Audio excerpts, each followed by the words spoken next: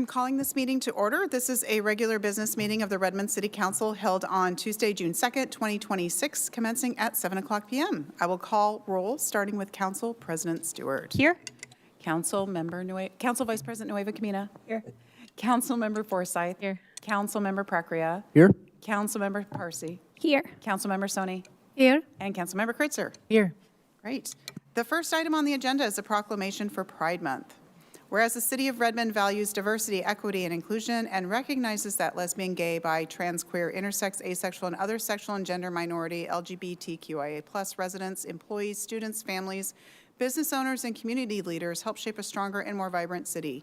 And whereas Pride Month traces its roots to 1969 and the Stonewall Uprising, a pivotal moment that was led by Marsha P. Johnson and Sylvia Rivera, and helped ignite the LGBTQIA+ rights movement, as well as inspire generations of advocates working toward visibility, equal treatment, and civil rights for all. And whereas Redmond strives to foster a community where every person is treated with dignity, respect, regardless of sexual orientation, gender identity, or gender expression, and whereas local organizations, advocates, and community members continue to create welcoming spaces for connection, celebration, education, and support throughout Redmond and the East Side. And whereas events and other community-led initiatives in Redmond and the East Side provide opportunities to celebrate authenticity, build understanding, and strengthen community bonds among residents of all backgrounds. And whereas the City of Redmond acknowledges that members of the LGBTQIA+ community continue to face barriers and discrimination, and reaffirms its commitment to advancing safety, belonging, and equal opportunity for all.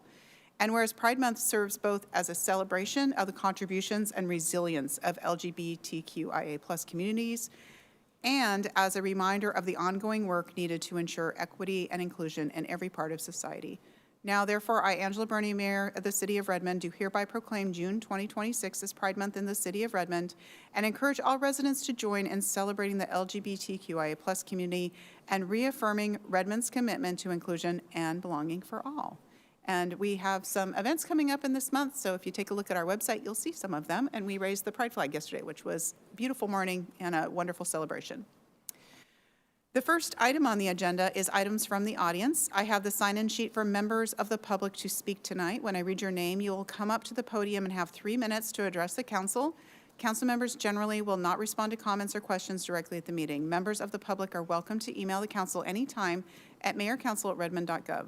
The views stated by members of the public do not represent the opinion of the City of Redmond, and as a reminder, RCW 29B 45010 prohibits any public comment during the council meeting in support or opposition of ballot propositions, measures, or candidates.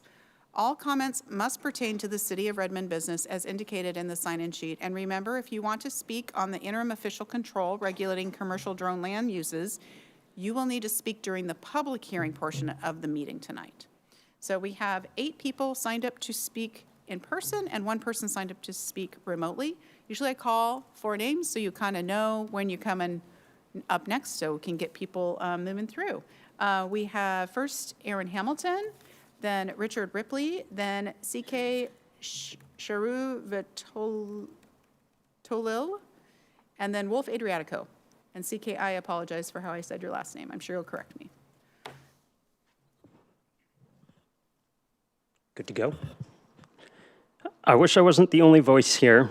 People believe nothing will change, so what's the point? And they're right. Speaking or emailing once won't change anything. You have to fight for what you believe in. I'm here to say that even one person can spark change. Over the past year, I've taken upon myself to start a number of DEI initiatives for the city. Through my efforts, I've successfully brought about changes that I believe were unattainable. And because of time, I'll touch on ones that I am the most proud of and I believe have a lasting impact going forward. To make Redmond safer for my community, it's crucial to ensure that the responsible individuals have the knowledge and resources to make it happen. I developed and delivered comprehensive training to the Redmond Police Department leadership and command staff on fundamental gender concepts, terminology, communication strategies, scenario-based guidance, and respectful interactions with the trans and non-binary community. The feedback from officers have been overwhelmingly positive. Shocked that they've never had training like this before. You do now. that's me. Appreciation for presenting the challenges from both sides, a greater understanding of how something unintentional can have consequences, both good and bad. More departments need this training, and I'm happy to say that I'll be giving the training to Kirkland Police, I think this quarter. Because of that feedback, we're looking at possibly including it in the 2027 training calendar. I'd like to thank Chief Lowe, Deputy Chief Coates, and Mayor Burney for making this happen. The next one is something very important to me. I thought that it was literally never going to happen, but somehow I was able to make it a reality, and it took months and months of work and persistence. In celebration of Pride Month, the Redmond Police welcomes the LGBTQ+ community to join us for coffee and snacks. Whether you want to listen, share, ask questions, meet officers, or simply just hang out, we'd love to see you there. It's Saturday, June 13th from 12:30 p.m. to 2:30 p.m. at the Redmond Senior and Community Center, room 134. To ensure a welcoming environment, officers will be attending in plain clothes, and we even got them to use the pride flag in the communications. So we're taking baby steps. The focus of this is casual meet and greet is to start the rebuilding process. Future events will be more tailored to voicing issues and concerns. I hope people understand how difficult this was to get this going. It was a lot of talking, a lot of going back and forth. This is a very huge step for the Redmond Police Department when you look at where they were a year ago. And these are just two of the major things that I've been able to accomplish this year among a much larger list. So to tell, for my community, in conclusion, if one person can do all of that within a year, just imagine how much we can accomplish if we all come together and fight for the same thing. Thank you. Thank you, Aaron. Next is Richard Ripley, then CK, not going to ruin your last name again, and Wolf Adriatico, and then Anjay A. Madam Burney, Mayor Burney, excuse me, and council members, thank you for the opportunity to comment on the proposed noise ordinance that's in draft form right now. While that draft is broad-based and mostly generic, Interlake Sporting is very concerned about the impact it's going to have on us in our ability to operate and to enjoy our facility. We think of our ranges much in the same way that you might think of a golf course or a baseball field or a football field, something like that. It's a sporting facility. And in fact, if you look at our license, that's the name of the license. It's a shooting sports facility. The problem that we have is that the sounds we create aren't necessarily louder, that is to say a higher sound pressure level than you might see in construction or a highway or a jet airplane going over. Our sounds are an impulse sound rather than a continuous sound. And that impulse sound takes a different process to mitigate compared to an ordinary sound situation, and I don't believe we've really investigated that thoroughly. The sound pressure in general is more complex than you give it credit for. There's a phenomena that occurs in sound called reverberation time. And what that says is that whenever there's two impulse sounds that are fairly close together physically and in time, the two sounds amplify each other rather than canceling each other out. And so what you see is the sounds are both higher sound pressure level and a longer duration than the two individual sounds. Now, the problem is that when you try to mitigate that, it's going to be expensive, and we understand that. We're willing to fund the expense that it takes to design and build facilities that will actually make a difference for noise, for sound level mitigation. We're willing to spend as much as $1 million to work on that. ISA wants to be a good neighbor. We very much want to be a good neighbor. We want to spend our capital on design and engineering and building permits and construction, things that will actually help our neighbors. That's our goal. We want to be a good neighbor.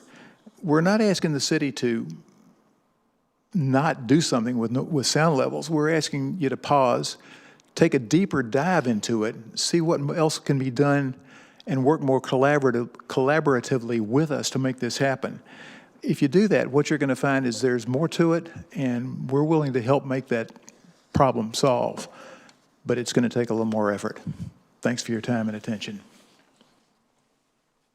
Next is CK, I'm going to try your last name, Churvu at Tulil. Very good. That was not great. That's fine. So, Major Biani and the City Council, very nice to see you all again. If you don't remember me, I was one of the finalists, where you selected Councilmember Parsi for that position, and I must say, you did an excellent job. I've watched Councilmember Parsi, I've watched you kind of grow and your voice grow on the council, so great choice, well done. So I'm here speaking from my own experience as a new member of the Interlake Sporting Association. And I've got to say, you all are responsible for me joining because I was sitting here for about 6 hours during the interview process and ran into a lot of the members. And I was like, wow, there is a sporting club here in Redmond. I did not know about that. And it's a community-owned institution. And so I signed up and joined. I passed a rigorous background check, the safe handling test, and became a member. And I started going to their weekend work parties. At the work parties, I found members from every background, people from big tech companies working beside wait staff who work at our Redmond restaurants. We cleaned, we fixed up old sheds, we weeded, and after we were done, we sat around on a picnic table and ate Costco pizza. And we talked about our kids' schools, where we were going to watch the World Cup in Redmond. Thank you all for setting that up so nicely for all of us. And I counted about 4 different nationalities sitting at one table. So this is our community, these are our neighbors, and I was very, very comfortable there. So I just wanted to allay any concerns on that front there. So to any neighbor who feels uneasy, there are about 250 ISA members who live and work right here in Redmond. They're likely your colleagues at some of the companies you all work for. They probably serve you in downtown Redmond. They help fix up your houses. So this is not some other community. They live among us. Right? I'm one of those members right now. Right? And I wouldn't diminish the noise concerns. They're real, but it is important to note that the ISA has been at that location for 76 years. And I did some research. That is the longest continuously running organization in Redmond. So that's something to be said for being part of the community, not something that happened after the fact there. So, and it feels a little unfair to me that you have all these houses come in after the fact, and then you've got this long-standing club, which has been a very responsible neighbor, I think, from everything that I've seen in my 3 months of membership there, having then to kind of change some of their hours there. So the ISA is ready to work with the neighborhood and invest in real mitigation. And I was really encouraged to see some of the council members interested in having that continued conversation. So in conclusion, I'd really like to kind of give you all a quote which really resonates with me and my wife, who's sitting back there. And that this is the quote: "Democracy does not provide a fixed blueprint for action. It provides us with a framework and rules, but its machinery is designed to force us into conversation." And anybody know where that's from? If not, that is from Barack Obama's Audacity of Hope. In conclusion, thank In you. conclusion, I can't think of a better use of our time to do what much of the world has forgotten: sit down and have a conversation with our community. Thank you. Thank you. Next is Wolf Adriatico, then Anjay Ajidha, then Linda Seltzer, then Mark Epstein, then David Morton.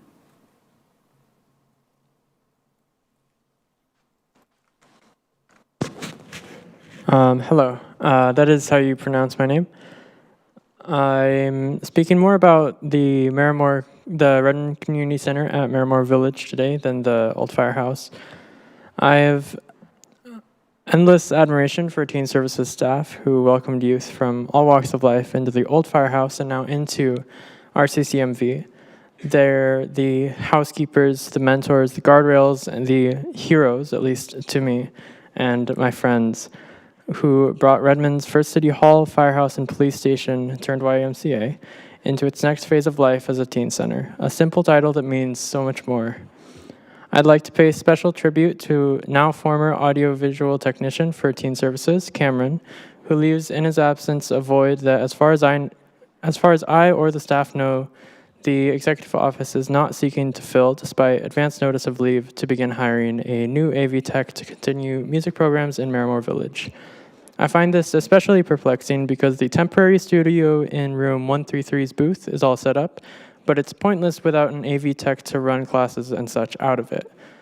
Not to mention the monthly open mic nights, which to my knowledge have been seeing consistent, albeit low attendance, a marked improvement from when I spent every day in that place, which was no people except me. I bring this before the council that we as a community may help the transient Marimore location exemplify what the city will carry into the new space and to signal to the community what the city truly intends to follow through on its many promises for the new teen center and the process of building it. Thank you. Next is Anjay Ajita? Then Linda Seltzer, then Mark Epstein, then David Morton. Good evening, Mayor Bernie and members of the Redmond City Council. My name is Anjay Ajota, and I'm a prospective member of the Interlake Sporting Association. I've been around small rifles since I went to scout camp as a kid, but I'm fairly new to gun ownership. A few months ago, after some unsavory experiences, I purchased my first handgun. With that purchase, I became part of a group of more than 11 million Americans who bought their first gun in the last 5 years. Studies show that almost half of these new gun owners are people of color, like myself, and first-time gun ownership has increased among minority and marginalized communities. And although I never, ever want to be in a situation where I'd have to defend myself with my gun, as a member of the community, I do feel an obligation to learn how to use firearms safely and responsibly. My friends and I have taken a number of classes by certified instructors, and they've all stressed the importance of regular practice as a part of responsible gun ownership. When we searched for places to train, we looked for facilities near where we live and work that implement a strong safety culture and proper health and environmental protections. The ISA facility is the only range local to us that meets all of those criteria. The current hours allow us to practice regularly while balancing work and other obligations. Their standard operating procedures emphasize caution and respect for the residences and businesses around the range. Members are required to pass a rigorous, practical, safe handling exam before ever training at the facility, and guests must pass a thorough written exam before entering with a member. I've completed both exams. As an outdoor range, the ISA facility provides a healthier practice environment compared to an indoor range, because outdoors, the pressure waves from live fire dissipate rapidly over a few feet. A study conducted by the New York Times shows that the typical layout of an indoor shooting range often doubles the peak pressure experienced by participants and can lead to concussion-like symptoms over a single range session, something I'd like to avoid. Before last week's study meeting, I read the public comments and the issue matrix prepared by the city staff. The comments from nearby residents resonated with me. I really do understand their desire to be able to plan around training activities at the range. I also know that the ISA has explored some sound mitigation strategies. Simply put, the ISA offers a unique facility, well suited for the practice of health-conscious and responsible gun ownership. The hours proposed in the draft noise ordinance will deny myself and many other community members that opportunity. I hope that the council can facilitate a constructive dialogue among all stakeholders to find a solution that allows more operating flexibility than the current proposal. Thank you for your time. Next is Linda Seltzer, then Mark Epstein, then David Morton.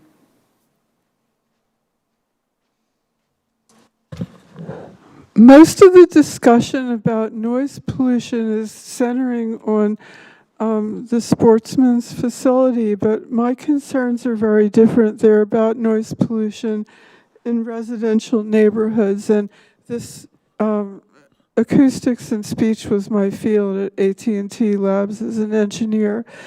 On urban noise pollution, when two buildings across the street have a flat surface and are parallel, any noise in that wavelength corresponding to the distance or half the distance, etc., and even multiple or fraction, can create standing waves and cause prolonged low-pitched resonance. The farther apart the buildings are, the wavelength and the half wavelength can be below the threshold of hearing and can be felt as a pressure wave. This is a really bad noise pollution situation that's occurring in our apartment neighborhood. We can hear it indoors all the time. There's no quiet in our neighborhood. This is one reason why there is so much low-pitched reverberation and rumbling noise in neighborhoods with new buildings that are parallel to each other. If two buildings are at an angle, even a slight angle, the resonance wavelength will be slightly different at each point, so the result will be more like white noise or pink noise, a mixture of all frequencies.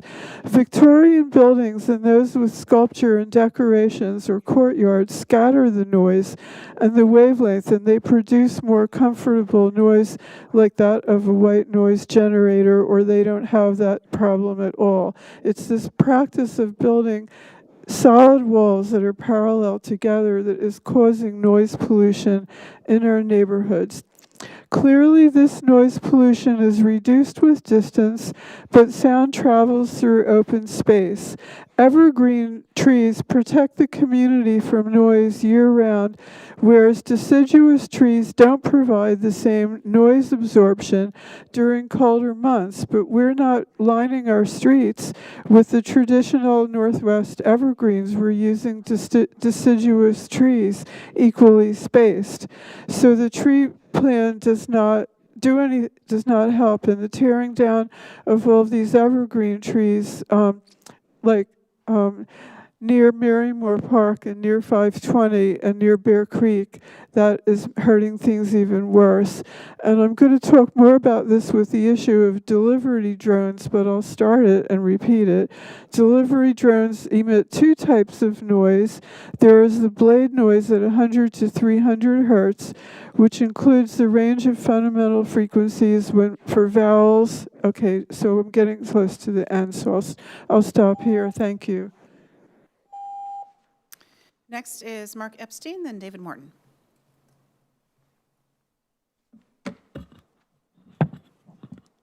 Good evening, Mayor, Council. I'm a Redmond resident, and I'm here to speak in favor of the amendments to the RMC 6.36 noise standards and urge passage without further delay. You had a great discussion at your last study session about the amendments, particularly the changes to the exemptions for shooting ranges. I think the proposed changes in the staff report are a good middle ground. I'd like to emphasize 2 points. First, gunfire noise, even if reduced in decibel levels, disrupts nearby residents during sensitive times. Early mornings, evening, and weekend hours are when people are most likely to be home. Limiting hours during these times would concentrate activity during times when ambient noise levels are already higher and fewer people are affected. ISA has operated on their current site since 1947, and I appreciate their mission of training safe and responsible firearm ownership. But the surrounding area is now dense suburban neighborhoods rather than rural woodland. Activities that were unobtrusive in a rural context can be legitimately disruptive in a suburban one. And as the community context changes, it is reasonable to ask whether operating hours should adapt accordingly. Second, any agreement to reduce decibel levels of the gunfire should not be coupled with operating hours. Limiting shooting hours is an objective, enforceable, and effective action to reduce conflicts between shooting ranges and their neighbors. At the study session, one council member wondered about the availability of the range for someone who prefers to participate after 7 p.m. on weekdays. There are 2 indoor shooting ranges within 8 miles. One is less than 5 miles from the range in Redmond. The shooting range in Redmond is the only open-air shooting range within a neighborhood residential zone in Western Washington. All others are indoors. In conclusion, laws are created and amended to allow citizens to live together with civility and peacefulness. Your staff have done the hard work, and their recommendations are thoughtful and considered. Trust your staff and their report. Thank you very much. Next is David Morton.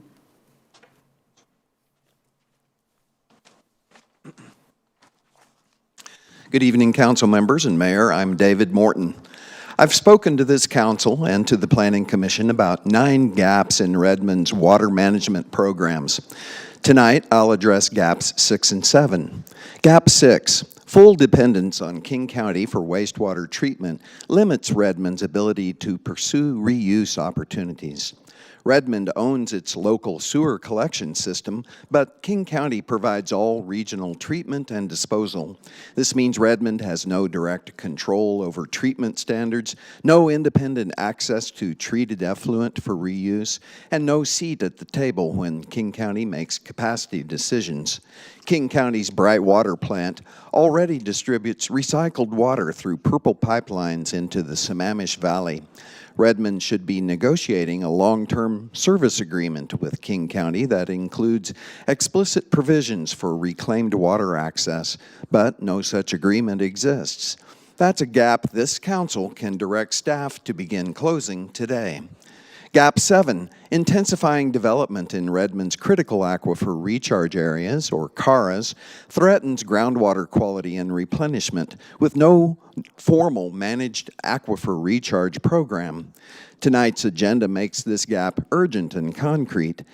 Consent item 4 asks this council to approve the $38.5 million acquisition of the Heidelberg Materials property at 18816 Northeast Union Hill Road for the Maintenance and Operations Center. A new business item A proposes a major contract amendment advancing that MOC project. I want to flag something that may not be in the staff materials. That property is located entirely within CARA 1. CARA 1 is the innermost highest protection zone of Redmond's CARA, where groundwater travel time to municipal supply wells is 5 years or less. The property sits about 600 feet west of the DTG site, formerly All Wood Recycling, where a 2013 fire was likely extinguished with the help of PFOS-based firefighting foam. PFOS is a PFAS chemical that the EPA now regulates in drinking water at 4 parts per trillion. I'm not opposing the MOC acquisition. I'm asking this council to ensure that the environmental due diligence for this project includes explicit PFAS groundwater testing down gradient from the DTG site, and that the MOC's stormwater design actively enhances rather than diminishes aquifer recharge in CARA 1. 40% of Redmond's drinking water depends on this aquifer. Please protect it. Thank you. And next we'll move to online comment. We have one person signed up. It's Max Rollman.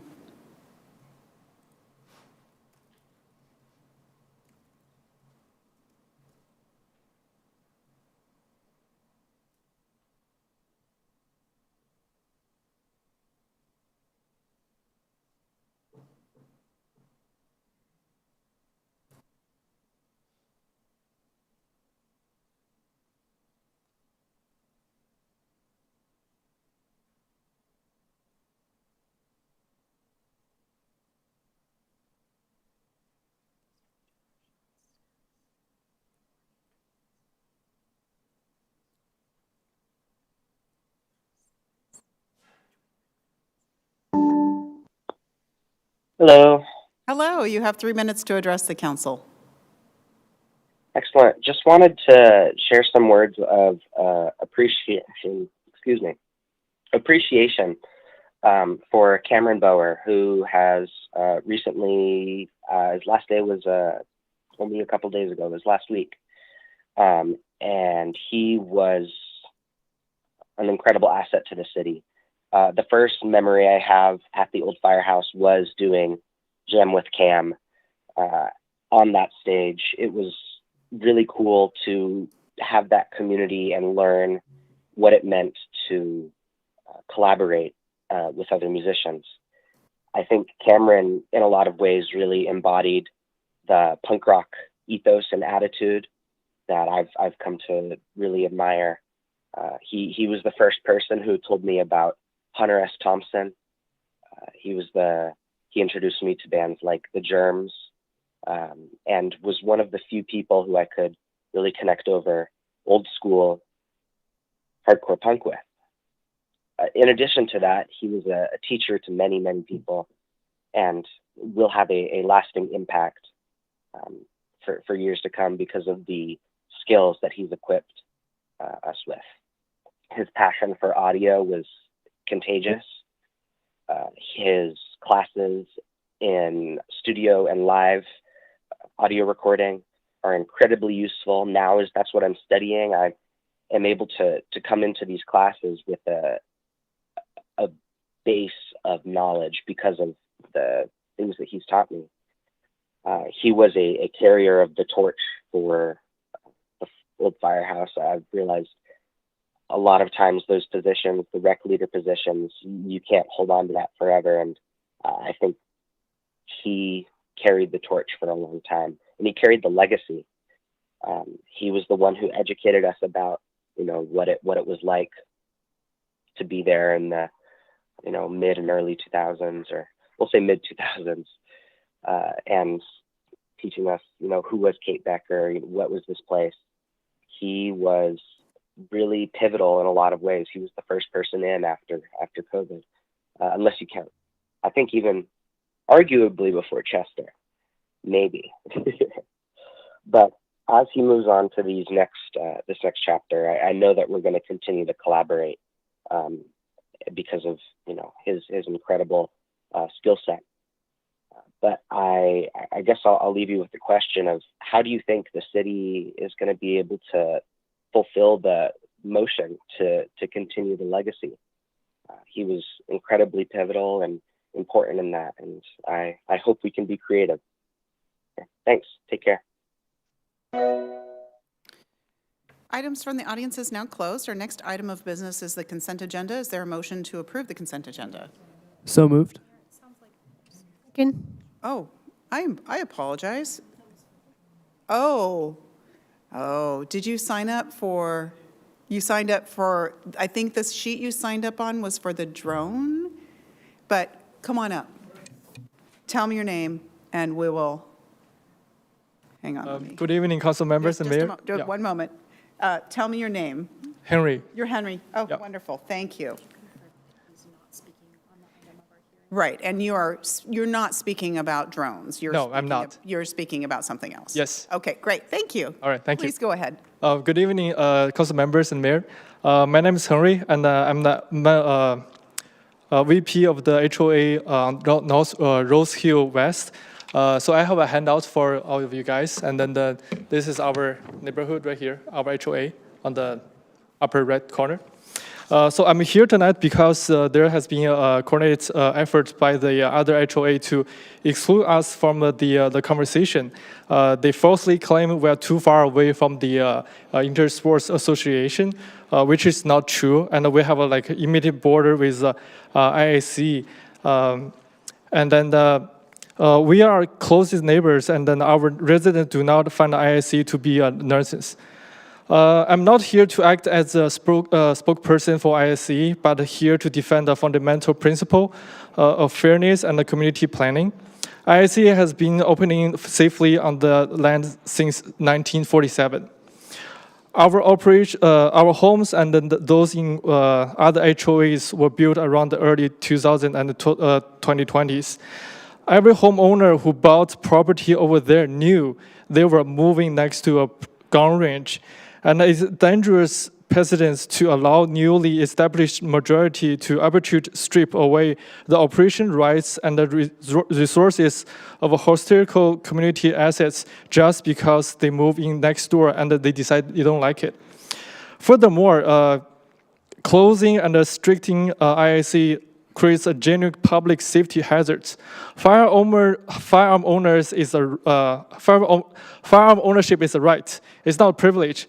And owners need a safe, supervised environment to train and operate safely. If we restrict established ranges, they will force shooters into unmanaged public lands and forests. That presents a massive uncontrolled safety risk to hikers, campers, and the families in the region. We don't want zero-sum game. We are asking the council to pursue a constructive middle ground. Instead of punishing IAC by stripping their hours and pushing them out, let's focus on modernizing their facilities. We support working with IAC to implement better engineering solutions, such as improved acoustic buffers and physical noise mitigation measures. Let's solve the problems and the concerns with better technology and cooperation rather than just restrictions. Thank you. And thank you for speaking at this point. Thank you, Council President. Okay, I think we're good. We're done with the public comment now. Thank you, everyone. No one else, right? Okay, good. Just making sure. Our next item of business is the consent agenda. Is there a motion to approve the consent agenda? Let's try it. Let's do it. So moved. Is there a second? Second. It's been moved and seconded. Are there any items to be pulled? Councilmember Parsi. Item number 4, please. Number 4. Are there any other items to be pulled? Seeing none, I have things to read into the record. Resolution number 1628, a resolution of the City Council of the City of Redmond, Washington, authorizing the mayor to legally bind the city with respect to the Perigo Park turf replacement project for which the city seeks grant funding assistance managed through the Recreation and Conservation Office. Resolution number 1629, a resolution of the City Council of the City of Redmond, Washington, denying a proposal to amend the Redmond Comprehensive Plan land use map and zoning map that was included in part of the 2025-6 annual docket of comprehensive plan amendments and referring the associated policy issue to the Planning Commission for further study as part of a future work program. And ordinance number 3261, an ordinance of the City of Redmond, Washington, amending Title 21 of the Redmond Municipal Code, known as the Redmond Zoning Code, addressing 2025 state legislation, conducting miscellaneous cleanup, improving business use of regulations, clarifying fence and retaining wall regulations, providing for severability, and establishing an effective date. This will be a voice vote. All those in favor say aye. Aye. Any opposed? And motion passes 7-0. Item number 4 is approval of the authorization for acquisition of the Heidelberg Materials property located at 18816 Northeast Union Hill Road, Redmond, Washington, for the Maintenance and Operations Center, MOC, campus redevelopment project from HM Pacific Northwest, Inc. Is there, would someone like to move item number 4? I move item number 4. Is there a second? Second. It's been moved and seconded. Councilmember Parsi, would you like to speak to this item? Given the gravity of this item, I would love to have a few words from the staff to explain to the public one more time what this item covers. And I don't necessarily object or have any other comments, but I just wanted to have, for transparency, a few words to make sure that people are familiar with this item. Great. Thank you so much. I have Director Burt here to speak briefly about this item.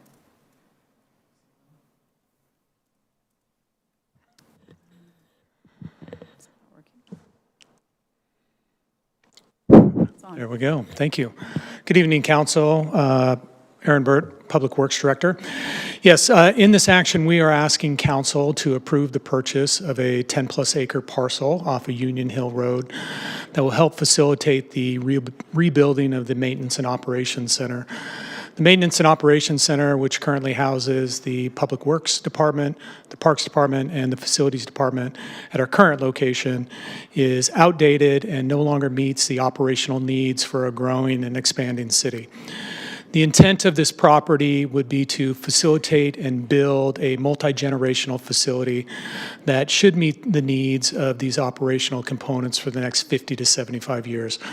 We do understand that this property purchase was not a part of the original plan, but through our due diligence and validation of the MOC project, making the determination of what we need to be successful, it was determined that from an operational standpoint, our current location just was not feasible to meet the long-term needs.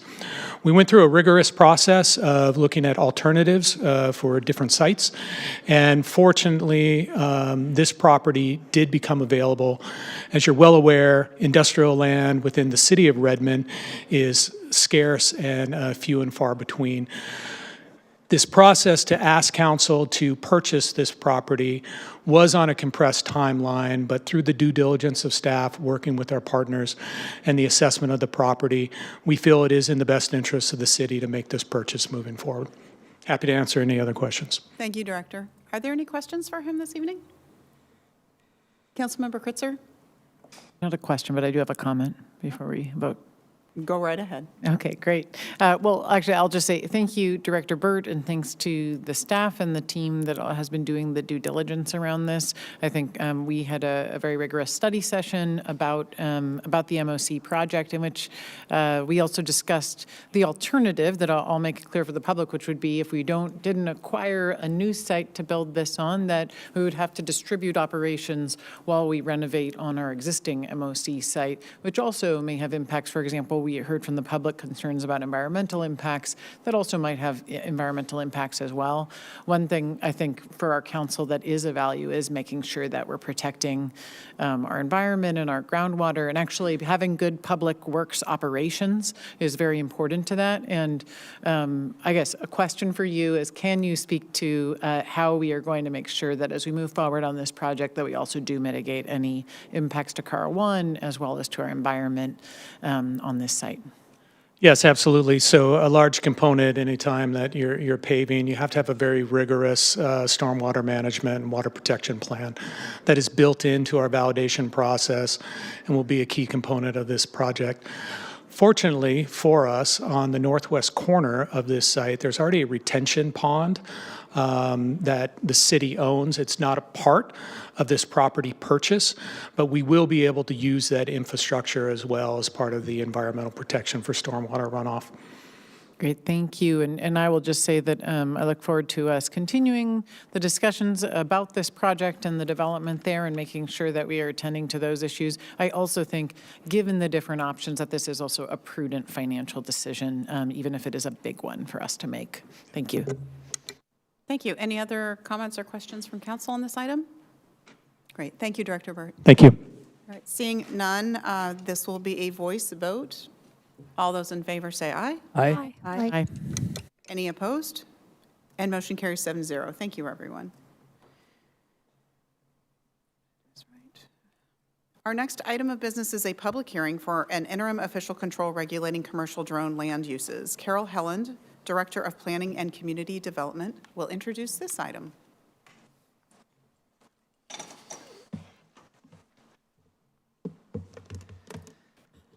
Thank you, Mayor, and good evening, council members. I'm Carol Helland, and I'm joined by Glenn Coyle this evening to present a brief staff report prior to the public hearing on the recently adopted interim official control. Throughout the report this evening, we'll be referring to that as the IOC, just in case.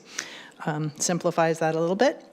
And the IOC was adopted on April 21st and placed limits on commercial drone ports in Redmond while permanent regulations are being developed through the Planning Commission process. With that, I'm going to turn the presentation over to Glenn for additional details.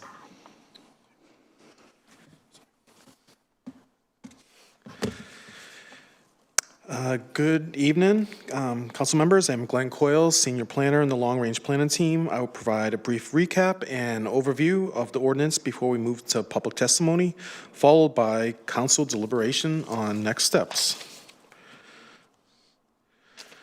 This slide summarizes the issues and actions that council took on April 21st. The city has started to see proposals for small and large-scale commercial drone operations in the city. The city has approved one project at the new Pagliacci Pizza in the historic downtown. We have heard interest from multiple other companies about building drone ports in different parts of the city. The concerns staff identified are that current city zoning regulations do not address drone ports, such as what zones they can be located, height limits, hours of operation, and setbacks, as well as buffers from sensitive uses such as residential. Lacking such regulations, staff may have no other option but to approve applications for drone ports without adequate measures in place to address their impacts. Establishing these interim controls for drone port land uses gives businesses the ability to proceed in a limited manner while the city develops permanent regulations that can address community concerns.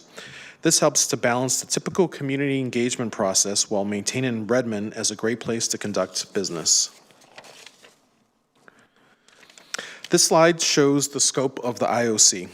It is limited to the zoning code, namely around allowed uses and allowed zones. The IOC does not cover airspace regulation or management, business licensing, or updates to other existing regulations. but the IOC will allow time to develop those items as the law allows. It should be strongly highlighted that the city is preempted by federal law to regulate drone operations in flight. Airspace is regulated by the FAA, and cities have very little room to regulate in this area. No matter what action the city takes, commercial drones that meet FAA requirements will operate in Redmond. The IOC restricts commercial drone ports to two zones, manufacturing park and industrial, as seen on this map. Manufacturing park is located in the Sammamish Valley around Willows Road and in southeast Redmond. The industrial zone is located around Union Hill Road around the old Cadman Quarry Heidelberg site. Commercial drone ports are prohibited in all of the zones until final regulations are adopted. This slide shows the general timeline of the work plan. The first part deals with the land use regulations, which is why we are here tonight. The IOC includes a work plan to give the city 1 year to work on final regulations and requires a public hearing within 60 days, which is why we are also here tonight. In addition, the city will work on establishing business license regulations for commercial drone operations and ports, and will look into establishing an Office of Air Management to better coordinate drone operations in the city as is legally feasible.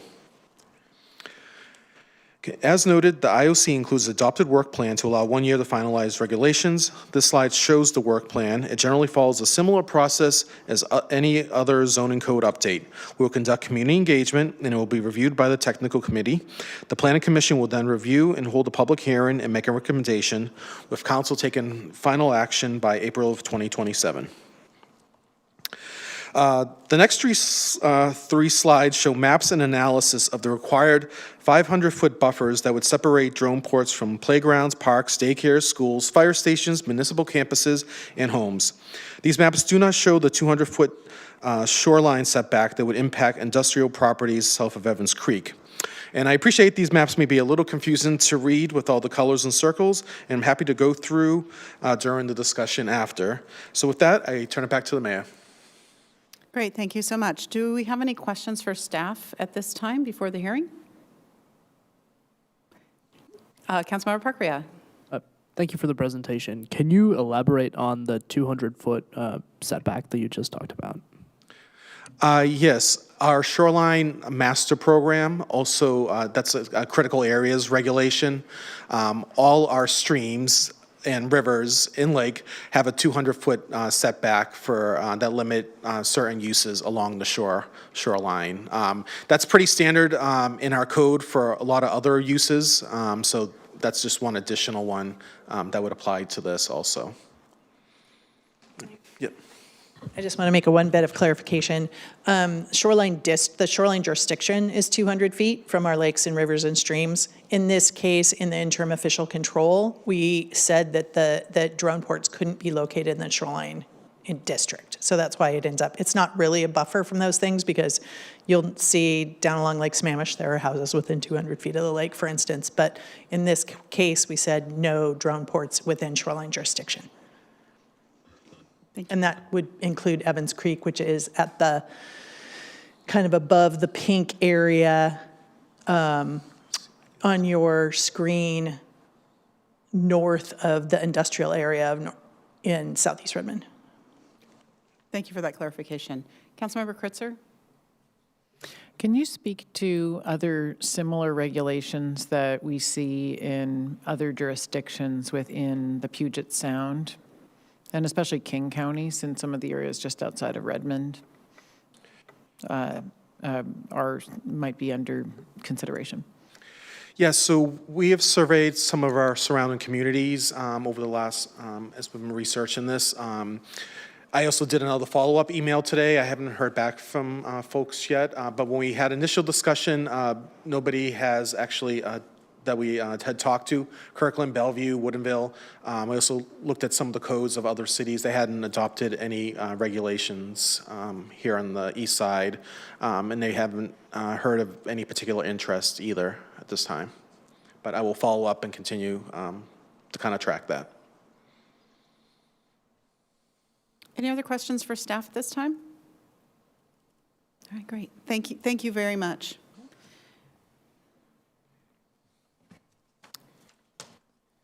Next, we'll go to the public hearing. The public hearing is now open. I have the sign-in sheet for members of the public to speak in person tonight. When I call your name, you will come up to the podium and have 3 minutes to address the council on the subject of the public hearing. There are 5 people here in person to speak, and there are 2 people signed up online. So once again, I'll try to read through names so you know who you're coming up after. I have Chris Kenny, Hector Solomon Valdez, Jake Robinson, and then Linda Seltzer.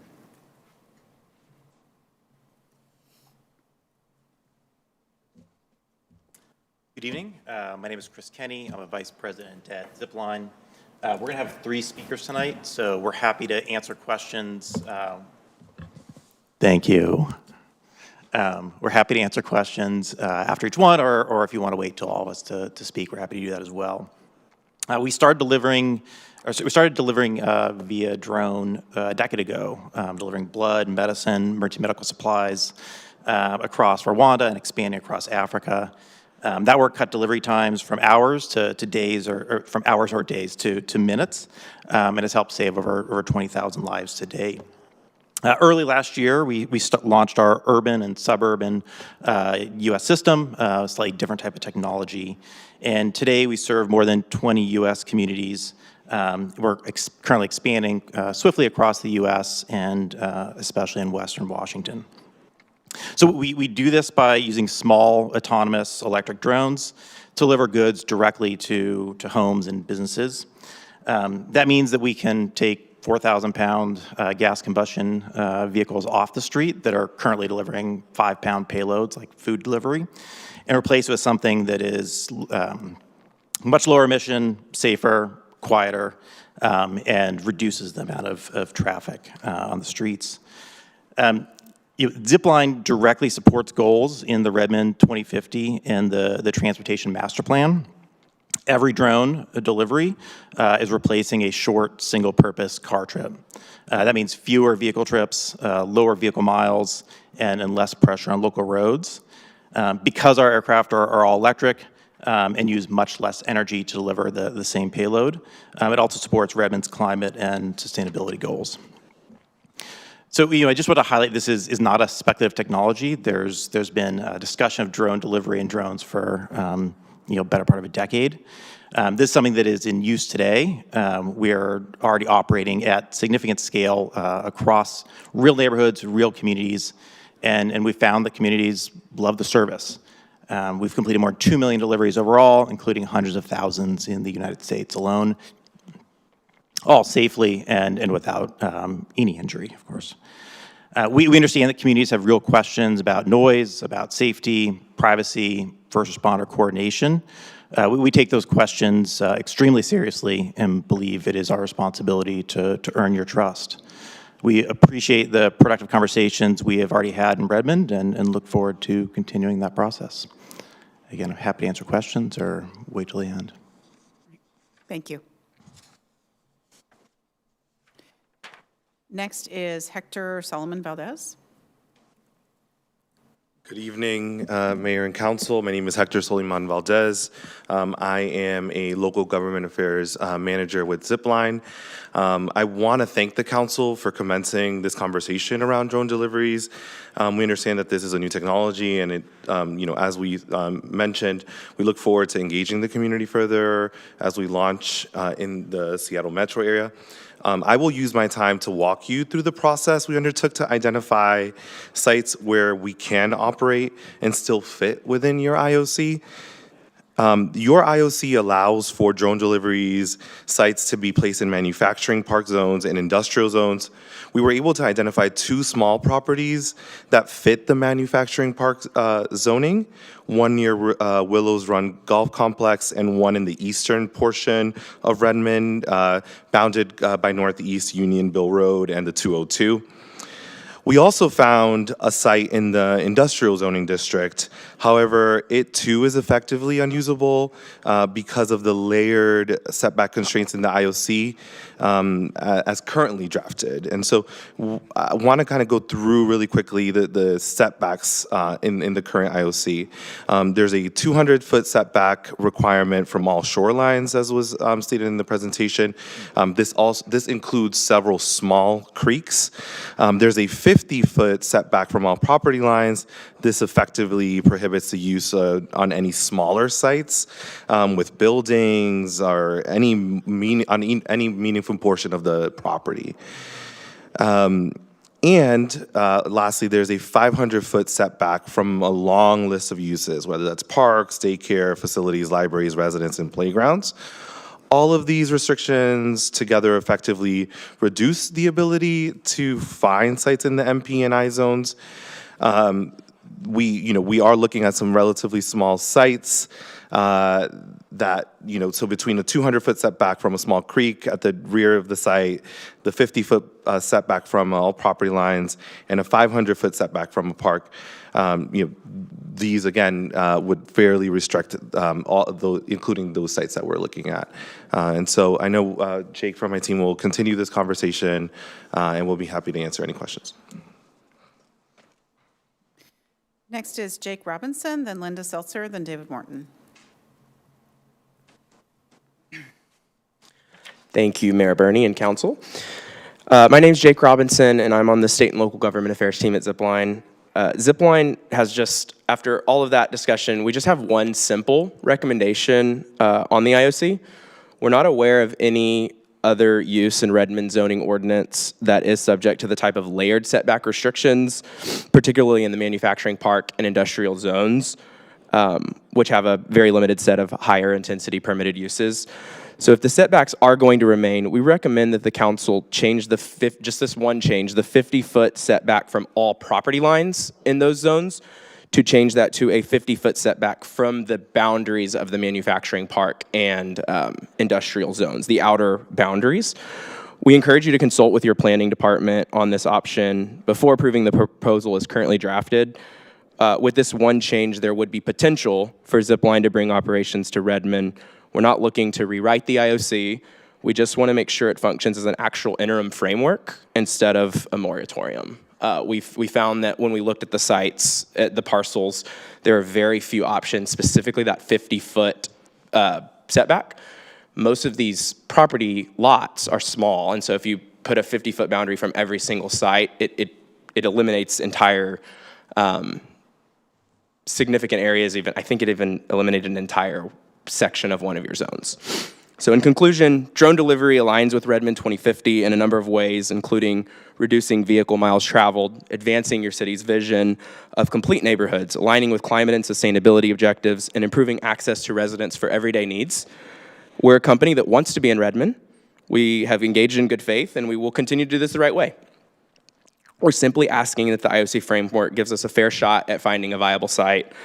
And we encourage the City Council and those of you who would like to see Redmond be the kind of city that welcomes great, innovative tech companies and works through new challenges with them to adopt our recommendation to change the 50-foot setback from specific property lines to a 50-foot setback from the zoning boundaries. And we'd ask that you would make a motion to do that this evening. Thank you for all of your time, and we are now absolutely available for questions.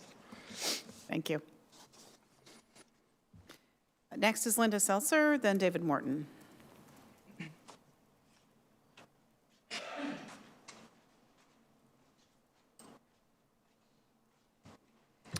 Hi, my name is Linda Seltzer. I have a master's in electrical engineering from Caltech, and I have experience in acoustics and speech at AT&T Labs and other companies.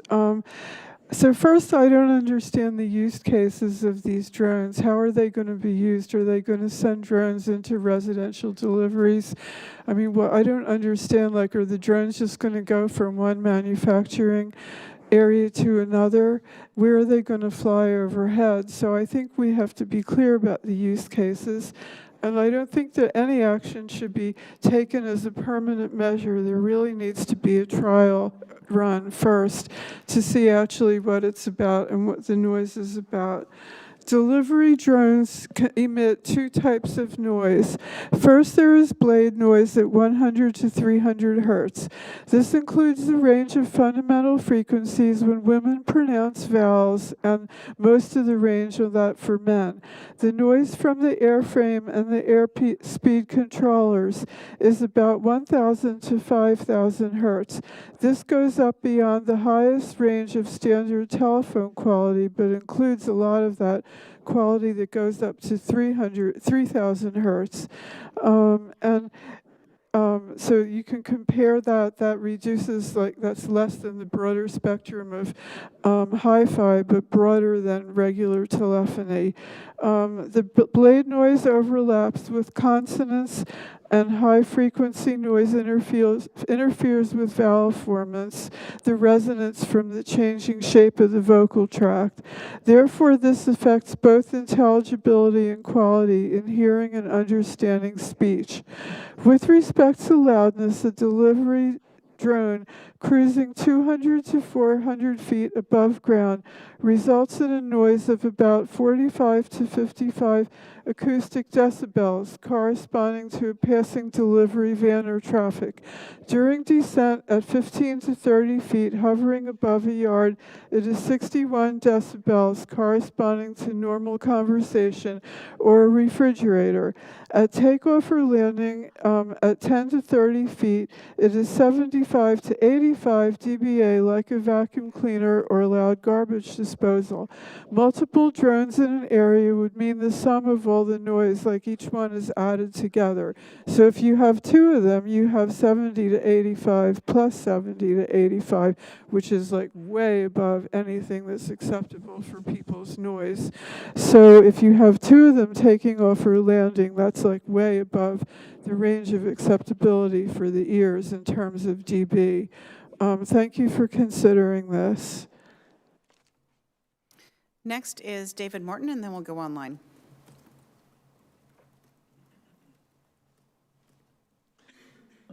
Good evening, council members and mayor. I'm David Morton. I'd like to raise three specific concerns that I believe deserve serious attention as the city develops permanent regulations for commercial drone land uses. First, on private ownership of drone ports. The interim official control, as written, permits drone ports in manufacturing park and industrial zones without any requirement for public ownership or independent oversight. Unlike airports, which operate under public authority with transparency and accountability requirements, privately owned drone ports could concentrate significant market power in the hands of a single operator. A private owner could show preference toward affiliated business partners or early adopters, locking out competitors and undermining the fair, open regulatory environment that Redmond's own comprehensive plan under policy EV6 calls for. I urge the city to consider in its permanent regulations whether some form of open access requirement, anti-discrimination condition, or independent audit obligation should apply to licensed drone port operators. Second, on data collection without consent. The research attached to the original ordinance memo acknowledges that commercial drone operators are required to broadcast remote ID data and comply with FAA rules. But it says nothing about what operators may collect from the people and properties below. A drone transiting overhead can capture video, imagery, and sensor data from private yards, homes, and businesses. The residents below may never know what was collected, how long it was retained, or how it was used or sold. I ask that the permanent regulations include explicit enforceable data minimization and retention limits for all commercial drone operators in Redmond. Third, and most fundamentally, on the right to privacy in one's own home. People have a reasonable expectation that their backyard is private. An overhead drone equipped with a camera dissolves that expectation entirely. This is not a hypothetical concern. It is already happening in communities where drone delivery has launched. The permanent regulations should require that commercial operators adopt meaningful technical and operational privacy safeguards, not merely publish a policy on a website. These are hard problems, but Redmond has the opportunity right now in this process to address them before the industry is entrenched. I hope that the council will seize it. Thank you. Thank you. And next we'll go online. We have two people signed up to speak remotely, Aparna Varadaharjan and Harish Kulkarni.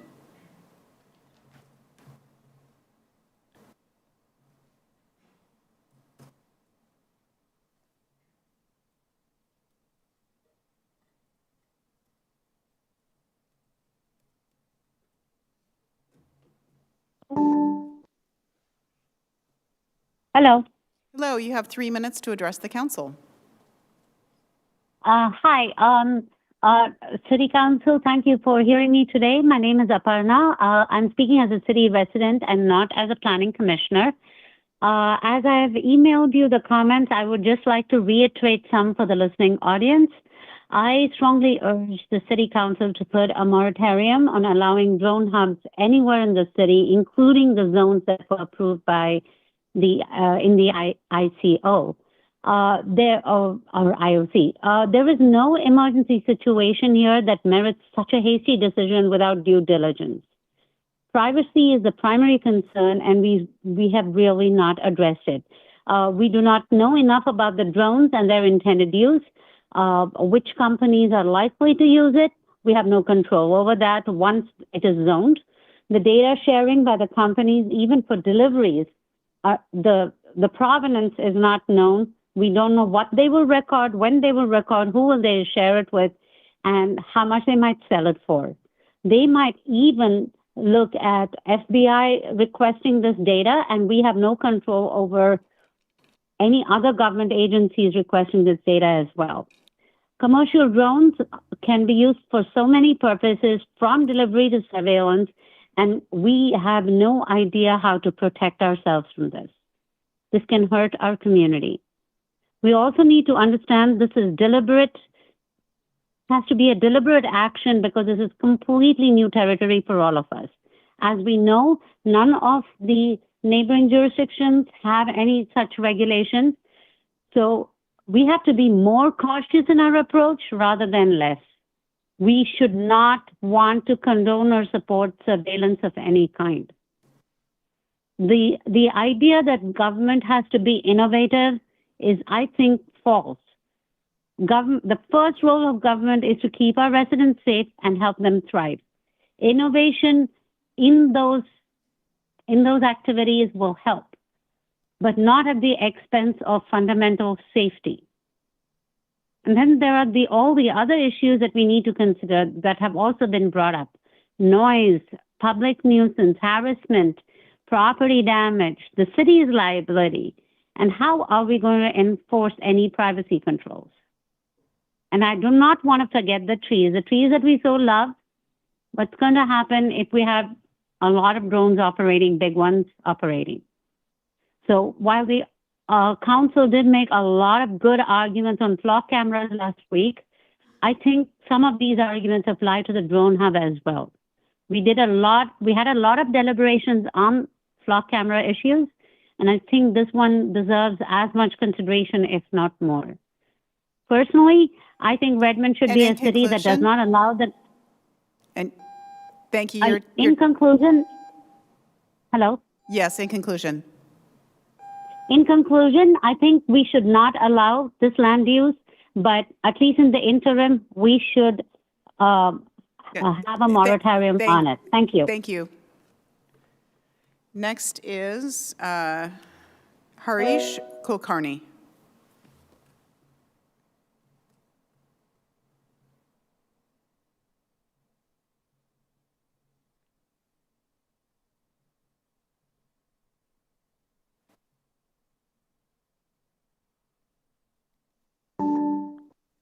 Hello.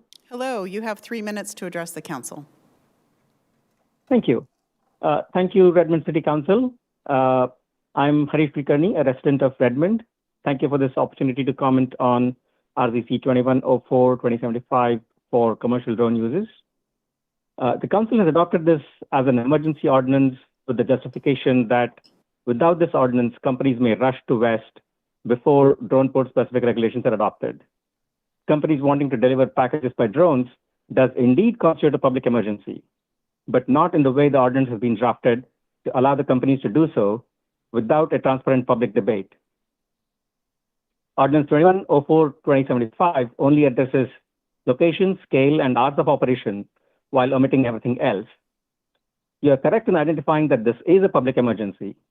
We should all be alarmed that the companies want to fly image and data collection machines over our houses and invade our privacy of our yards, invade the privacy of our yards and through our windows.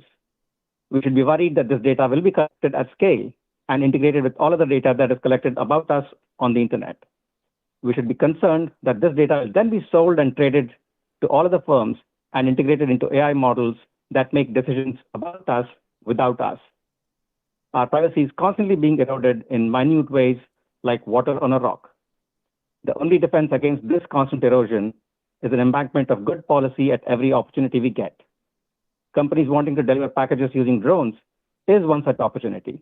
Let's not waste it. Let's make good use of this opportunity to protect our privacy. I urge the City Council to withdraw Ordinance RZC 2104-2075 as it stands and take the time to build a proper framework first. I also request the City Council to be more transparent and forthcoming and invite more public debate when this framework is being established. Thank you for your consideration. Thank you. The public hearing is now closed.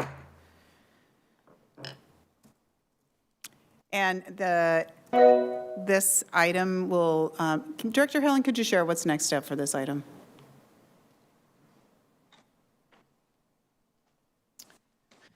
Of course, thank you. So if the ordinance remains into effect after the council deliberations, that would maintain the status quo. We would work on that ordinance through the Planning Commission process, and we would have to adopt permanent regulations by next April. What I do want to explain, it does sound like some folks believe that if there aren't regulations, drones can't come here. And I would like to just clarify that in the absence of regulations, we have no authority to necessarily prevent them. And that's one of the reasons why Pagliacci was able to put a drone access port on top of their building already. And it won't prevent any drone operation in our city limits from other areas. So I just wanted to clarify that because there seemed to be some confusion. If the City Council were to want to make changes to the IOC, you could do that tonight. Depending on the scope of the changes, it may require another public hearing within the 60-day time frame if it is so different from the IOC that is in place right now that people couldn't have contemplated the change that the council made. For instance, what we heard from Ziply this evening was a change in setback overlay. If you were to do that, we already have setbacks in the ordinance. That would likely be a modest change, and the IOC in that changed fashion could be moved forward to the Planning Commission, and they would work on it as part of their work program. If we were to put a moratorium in place, that is something that was probably not predictable by either the notice or the information that was contained in the package materials, and we would have to come back to you within 60 days and hold another public hearing. And the city attorney and I have consulted on this matter, so just wanted to let you know. Right, and I wanted to clarify because I was concerned on hearing public testimony. All this IOC does is we're working on regulating where drones land, a landing pad. But actually drones themselves are regulated by the federal government, and we don't have any control over that. That is correct. So we only regulated within the scope of the zoning code what we were able to regulate with regard to uses. And that is where the drone ports are charged, where they might be maintained, and where they're kept when they're not in use. Great. Thank you so much. Thanks for the clarification. Are there any questions? Councilmember Forsyth. Thank you. Couple of questions. Are there current business licenses in the application process that would allow for this? And what are the privacy safeguards within that process that you can speak to either help with our current decision and deliberations or put community minds at ease or not? I'll start, and then maybe Glenn can also pitch in if he has additional information. With respect to business licenses, I don't know the answer to that question. I would have to verify and get back to you. Do you know if there have been any business licenses filed? Not that I'm aware of, but we looking to actually put business license in type regulations as part of a separate process, but parallel to the IOC. Right. That was part of the conversation that we were having with the police chief, that there would be probably buckets of regulations. We, Planning and Community Development, stepped forward with the regulations that we're capable of drafting within the scope of kind of our work program, which is changes to the code, to the zoning code. There might also be changes that were companion and create regulatory business licensing requirements, as well as a airspace management. The business licensing requirements are governed by finance, and the Office of Airspace Management would be a police approach. So as it currently stands in the business licensing process, there's more to be solved for, so this process would take longer, or they could just apply and we would have no control over what the data privacy looks like, what any of those, the concerns we're hearing look like. We do not have any authority, or, well, I don't know if we have any authority. We do not have any regulations currently that would govern data privacy. What we've been told about drones and what the providers who have talked to us have told us are that the features of the drones that have some observation capability is for identifying the landing point or the point where they will intercept a package or retrieve a package and drop a package, and that information is not available for storage or for use. But that's what we know. And I will just add, I don't think the chief is here, that some of the work that the police department will work on is where the flight paths are for, so that they don't interact with areas that they shouldn't be. But I think many of the concerns that are being brought up are not within the city's purview. They're outside of our control for the privacy and things like that. They're just because we can't regulate the drones themselves, but we have very limited areas that we can regulate, and that's what we're working on right now. Is that accurate, Director Helen? I actually haven't done any research into our ability to evaluate privacy. Have you done any of that, City Attorney?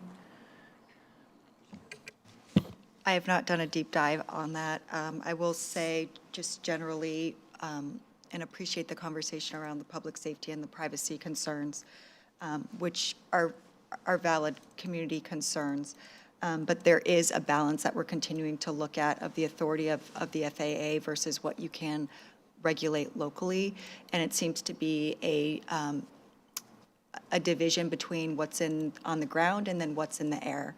And even as we look at regulating things like flight path and privacy that's captured on drones in the air, there's still a need to work with the FAA to determine what we can regulate locally while in the air. And so I'll just leave it at that. So thank you. Thank you. Councilmember Parkria. Thank you. I have two questions. The first of which is just a clarification. So Pagliacci was able to put a drone port on their roof because we didn't have the regulations in the IOC yet implemented. Is that correct? That's correct. And it wasn't, it identifies a drone access port, which I think is more related to what Zipline, for instance, provides an opportunity for a drone to collect a package, remove a package, and deliver a package.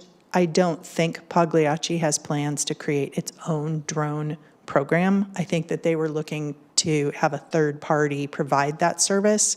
They just created the in their building the facility necessary to create that receiving port. And there is nothing in our code that prohibited that, no. It met height limits, it met all the other requirements, and it ended up looking like mechanical equipment on the roof. I see. And then that ties into my second question, which is about the grandfathering nature of our provisions. So anything currently permitted under the IOC in the manufacturing park and industrial zones, any drone port, would still be permitted even if those zones were restricted in a future permanent code. Is that correct? That is correct, but we don't, to my knowledge, have any drone ports located in the city other than on Pagliacci, and it is actually in the downtown. Yes. So that one is also grandfathered in because it was allowed Yes. while the code was in place in that moment. Okay, thank you. Councilmember Kritzer? Thank you. As we were discussing, there are some things that are not in our control. Part of what we are discussing tonight is land use, which is in our control to decide on. And seeing as no other jurisdictions in this area have this, I do think we should take this very seriously. Last time we discussed this topic, I had asked when we saw this again for us to see what the option of a moratorium would look like. Do you have that information just for the council to be able to consider as part of the discussion? So we think the simplest way to address that, and we can provide motion language for you to do that, would be actually to remove the permitted notations in the land use boxes and replace them with Ns. So you would move the Ps in the box to N in the box so that it would not be permitted in any zone. And that would be a circumstance that would fundamentally change the ordinance so much we would need to do another public hearing within 60 days. Okay, thank you very much. I'll just say, and I'm happy to hear thoughts from my colleagues. Really appreciate, we've gotten quite a bit of public feedback beyond even the hearing tonight. A lot of emails sent to our council. In particular, I think questions from neighboring residents and folks that have questions about ranging from privacy to the scale of impacts to sound to different pieces, which I think these are all big questions. And I'm not against us innovating in terms of technology and really appreciate the Zipline folks coming here tonight to share with us more and the information provided. But I do think that we should tread carefully on this because this is new territory for us. We, as we've discussed, I think our community in particular has been telling us that they want us to think very carefully about anything that has the potential to violate privacy issues or to be able to record in our communities without clear regulations. And I think we should think very carefully about this. Curious to hear what other council members have to say on this. And Councilmember Stewart, you had your hand up, correct? Or, oh, yeah, okay. Councilmember Nueva Camino, Council Vice President. Thank you. Director Helen, thank you for clarification and to Councilmember Kritzer's concerns that she just brought up, as well as the many that we've heard from the community members around privacy. It's my understanding that the urgency behind this, and typically urgency will create a sense of confusion. But in this case, the urgency was because we don't have anything in place, so then we don't have any way to mandate or have influence over what is coming and going. However, or what is going to be landing. But we're not going to have jurisdiction, even if we have, it's my understanding, if we have a moratorium put in place, that's not going to stop drones from coming through Redmond. It's not, we still wouldn't have any way to enforce any type of privacy policy or anything of the sort. Is that accurate? That is accurate. But at least then with an OIC in lieu of a moratorium, then at least we are controlling what we do have even a potential to influence. Right. It's a matter of saying no until we have permanent regulations in effect. It's a matter of saying in these zones, it is appropriate under certain circumstances as we go through the permanent regulation process, and it can be revised. I can't remember which council member asked me, but I think it was Procrea, but that it would be, you would vest to whatever ordinance was in place at the time an entity applied for a building permit. So if Pagliacci is vested for whatever it has in place, to my knowledge, no other operators have identified a site, so they are not vested to a site, because effectively the overlapping, we can show you on the map, but the overlapping setbacks effectively create a moratorium. There's only very limited number of areas. And the more likely opportunity to regulate privacy is not going to be part of the Planning Commission process, because that is more likely going to be in a regulatory business licensing context. Thank you. Council President. Thank you. I really appreciate the feedback there. And there's a lot to consider here. And I appreciate everyone who's engaged thus far. As I sit on this dais tonight, I feel like I'm hearing new information. I'm feeling like previously we had been under the understanding, or I at least had the understanding as a council member, what had been communicated to me was that the moment a drone lifts an inch off the ground, it's not our jurisdiction. But to hear that we are exploring questions about how we could control flight paths, and that the door may be open to further regulations through the business license process, and council hasn't yet had a full briefing on the idea of this Office of Airspace Management.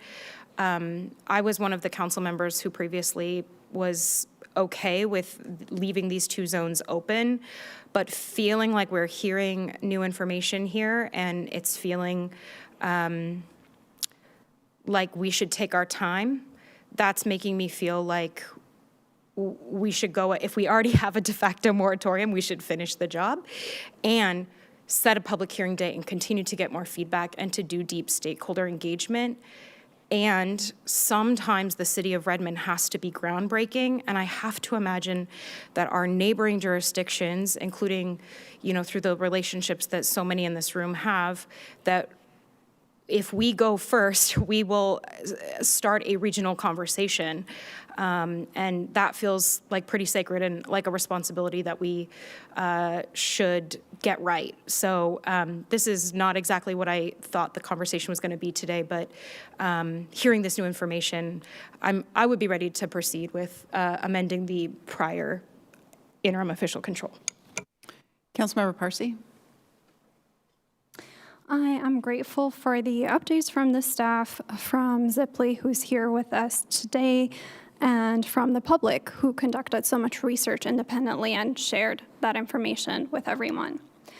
Tonight, the council is evaluating permitting drone ports in Redmond without imposing sufficient safeguards to protect our communities that live beneath those drones. In doing so, it treats our skies as an extension of private delivery network. And respectfully, I cannot agree. The question in front of us is not whether innovation is desirable. It is. Nor is it whether drones will provide economic benefits. They can. The question is, who should control essential infrastructure through which innovation operates, and under what safeguards it should be allowed to affect daily life. In permitting drone ports, the council assumes that a decentralized network of privately owned and operated drones, navigation systems, and landing zones can be entrusted to private actors without substantial public oversight or accountability. That assumption overlooks a basic principle that has guided development in the US for generations. Infrastructure that fundamentally shapes public spaces has historically been subject to public control. Roads, bridges, As Dr. Morton mentioned, airports did not become public infrastructure by accident.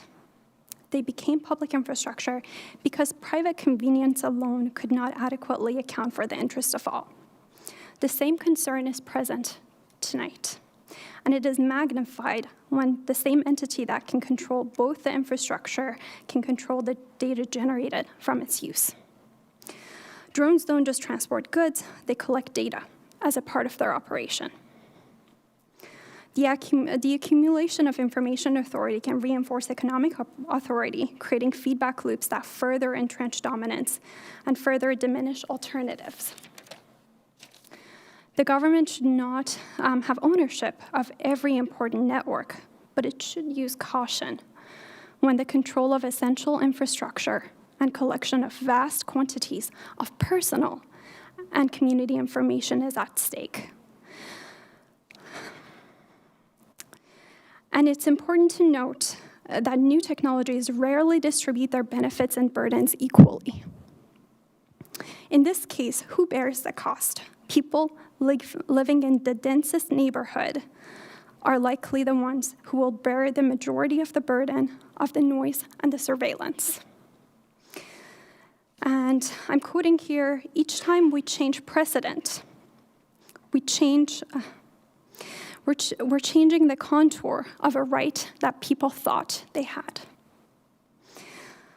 There are no doubts about the promise of this technology, but we shouldn't sacrifice privacy at the altar of convenience. With that said, I understand the benefits. And especially after hearing from the community, I move to place a moratorium until we can hear from the Planning Commission and hold further council deliberations. Second. There's been a motion to have a moratorium on drone docking stations in the city of Redmond, and there's been a second. And I'm just going to clarifying question. Though there is a motion on the floor, it sounds like the technical way to do that is not something that we can articulate in a motion. We can articulate that in a motion. We drafted something up probably for the easiest way to do that. The motion for a de facto moratorium is talked about above. It simply replaces the permitted use classification in the use chart for manufacturing zone and industrial zone with an N that notes that it's not permitted. That would, because it would be treated as an emergency and it would be passed this evening, it would be immediately in effect. If you were to direct us to come back with a moratorium, we would have to bring that back in a couple of weeks, and there would be a couple of weeks in time difference. We will still need to come back within 60 days and adopt new findings of fact to support essentially the prohibition everywhere in the city. Okay, and just for clarification, I just want to make sure the public understands. So we would still be going through the same, maybe we'd be going through a different process of the IOC. Would it still go back to the Planning Commission for more work? Yes. Okay, I'm just trying to understand the process in changing this right now. Yes. Okay, so what I'm going to do is I'm going to ask our person who made the motion if we could pause. Can we go back and redo a motion since it was an inaccurate motion and out of order? I can move to amend the motion. That worked too? Okay. Madam Mayor, thank you. I move to amend the motion on the floor to reflect the motion currently displayed on the screen.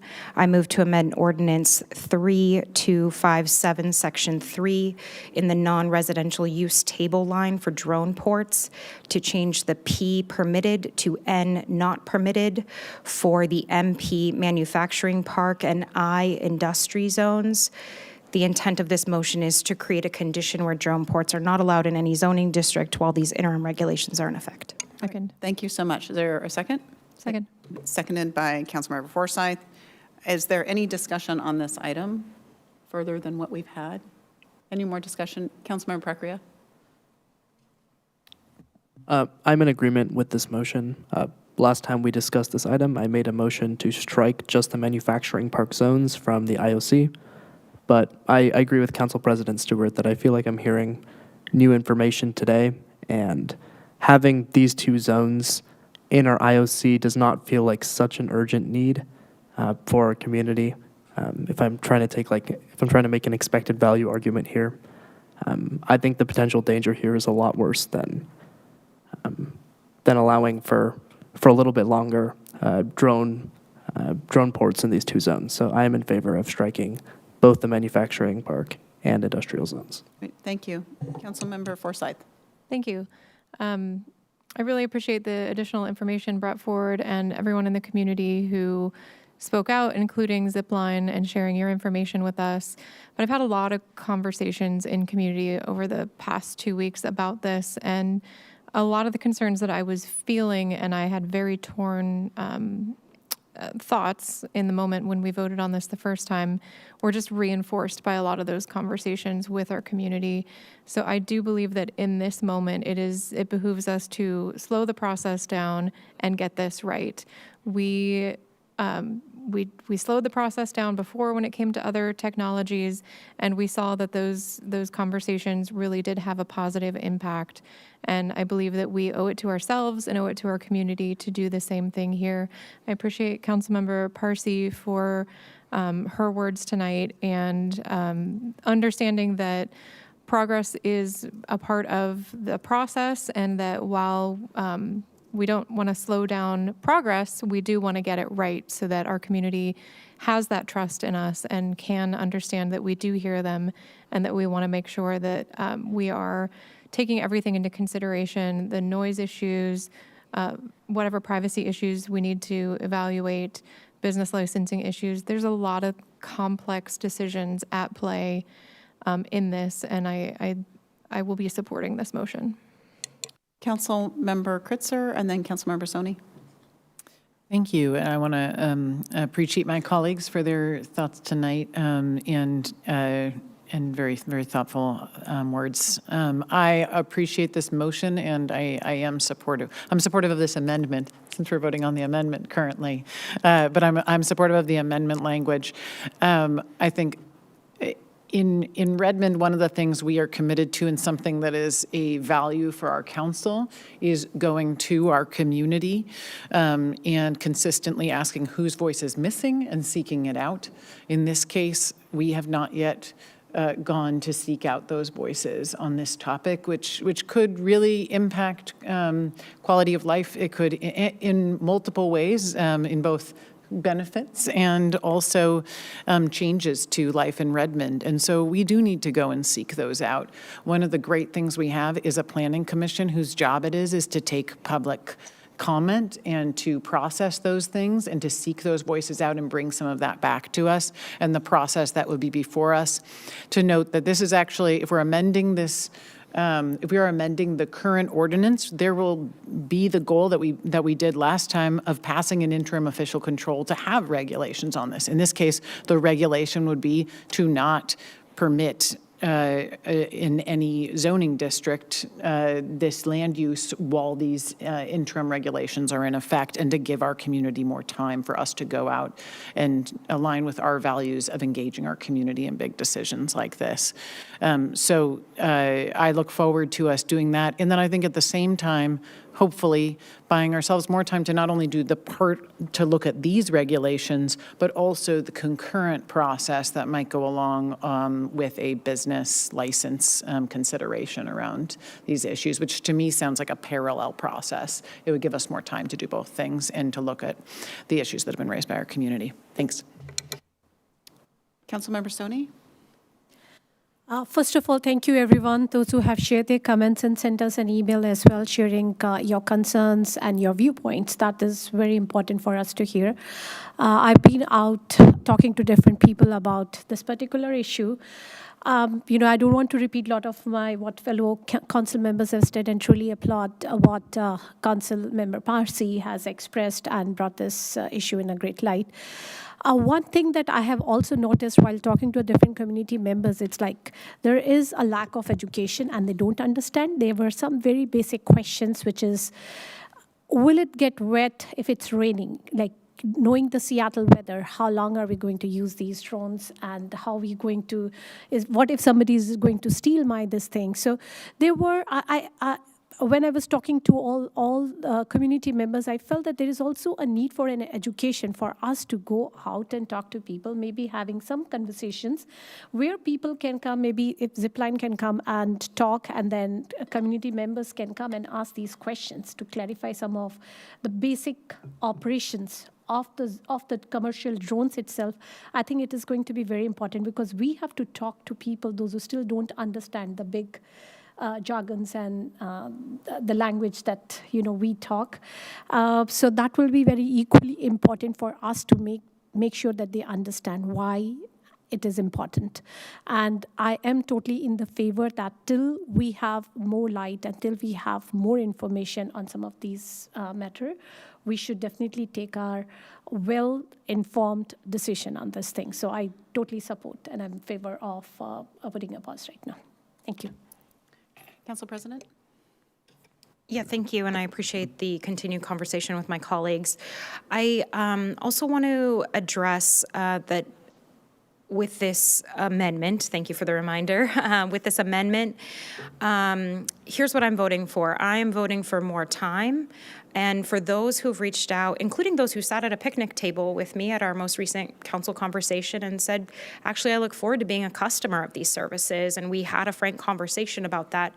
I want to be clear to everyone in the community that I'm not saying no to drones personally just yet, but I am saying we need to do the stakeholder engagement as my colleagues have mentioned. And that includes from folks who are eager to use these services and want to be respectful neighbors and see that work successfully in our community. So let's take the time, and I also want to appreciate the planning team who brought this land use issue to us. And from the beginning, in both touches now, we have seen this multi-pronged approach, this slide with a few different layers that we're going to have to work together as one city to figure this out. And I look forward to that conversation. So once again, I will be supporting this amendment and look forward to future conversations. Okay, any other comment? Seeing none, this is a vote on the amendment. All those in favor say aye. Aye. Aye. Any opposed? And motion carries 7-0. Next, we'll go back to the original motion. Any more comment? Seeing none, all those in favor say aye. Aye. Any opposed? And motion carries 7-0. Thank you so much. And Director Helen, thank you to your team for all the work on this. We really appreciate it, and we look forward to hearing more, and we will set another hearing date. Thank you. Thank you. Our next item is Ombuds report. We have Councilmember Forsyth finish up the month of May, and then Councilmember Soni has June. Thank you. We received many emails on ISA and the noise ordinance and the community about that topic. We also received an invite to, sorry, my notes are not opening up. There we go. Community member asking us to not close ISA, and I was shared with them that that was not what was happening, that it was about the noise ordinance. We were invited to Red Ridge QFC opening on June 10th. That has obviously passed. Another email about ISA and council considering a 20-year development plan versus a noise ordinance. We received an invite to May 30th Eid celebration. Happy to report that Councilmember Kritzer and I did attend that. Received an email about moving a historic carousel to Redmond. I will follow up with that person shortly. A conversation that I had and several of us had at the council conversations about a bike rail on the staircase at East Lake Sammamish Trail. I followed up with Director Burt about that and happy to report that our awesome public works team has found a solution. So hopefully we will see that bike rail on that set of stairs very soon so people don't have to awkwardly carry their bikes up and down those stairs to get to the bike path. And then received an email from another community org that had not received a booth at Derby Days. Happy to report that they have since been communicated with that they are able to receive that booth. We had 8 organizations that were able to receive booths that kind of fell through the cracks in the process. Great, thank you so much. And June 10th has not happened yet. So the QFC, the don't know what Redmond month Ridge it is. QFC is having a grand opening on the 10th at I think 8 a.m. or something. My apologies. Yeah, that's all right. And though it's not in the city limits of Redmond, I always appreciate when they invite us to do things out there as well. But thank you. And thank you for working on the bike rail. That sounds pretty great. Councilmember Soni. Okay, this is my first time doing an ombud 2 days, starting June 1st.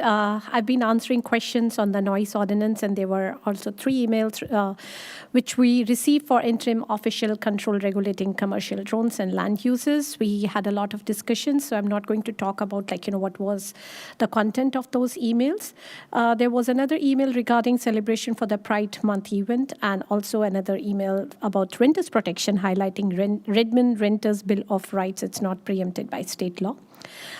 Those were the emails that we have received so far in the last 2 days. And I did attended East Side Conversations, which was related to inclusive budgeting for affordable housing, along with Council President Stewart.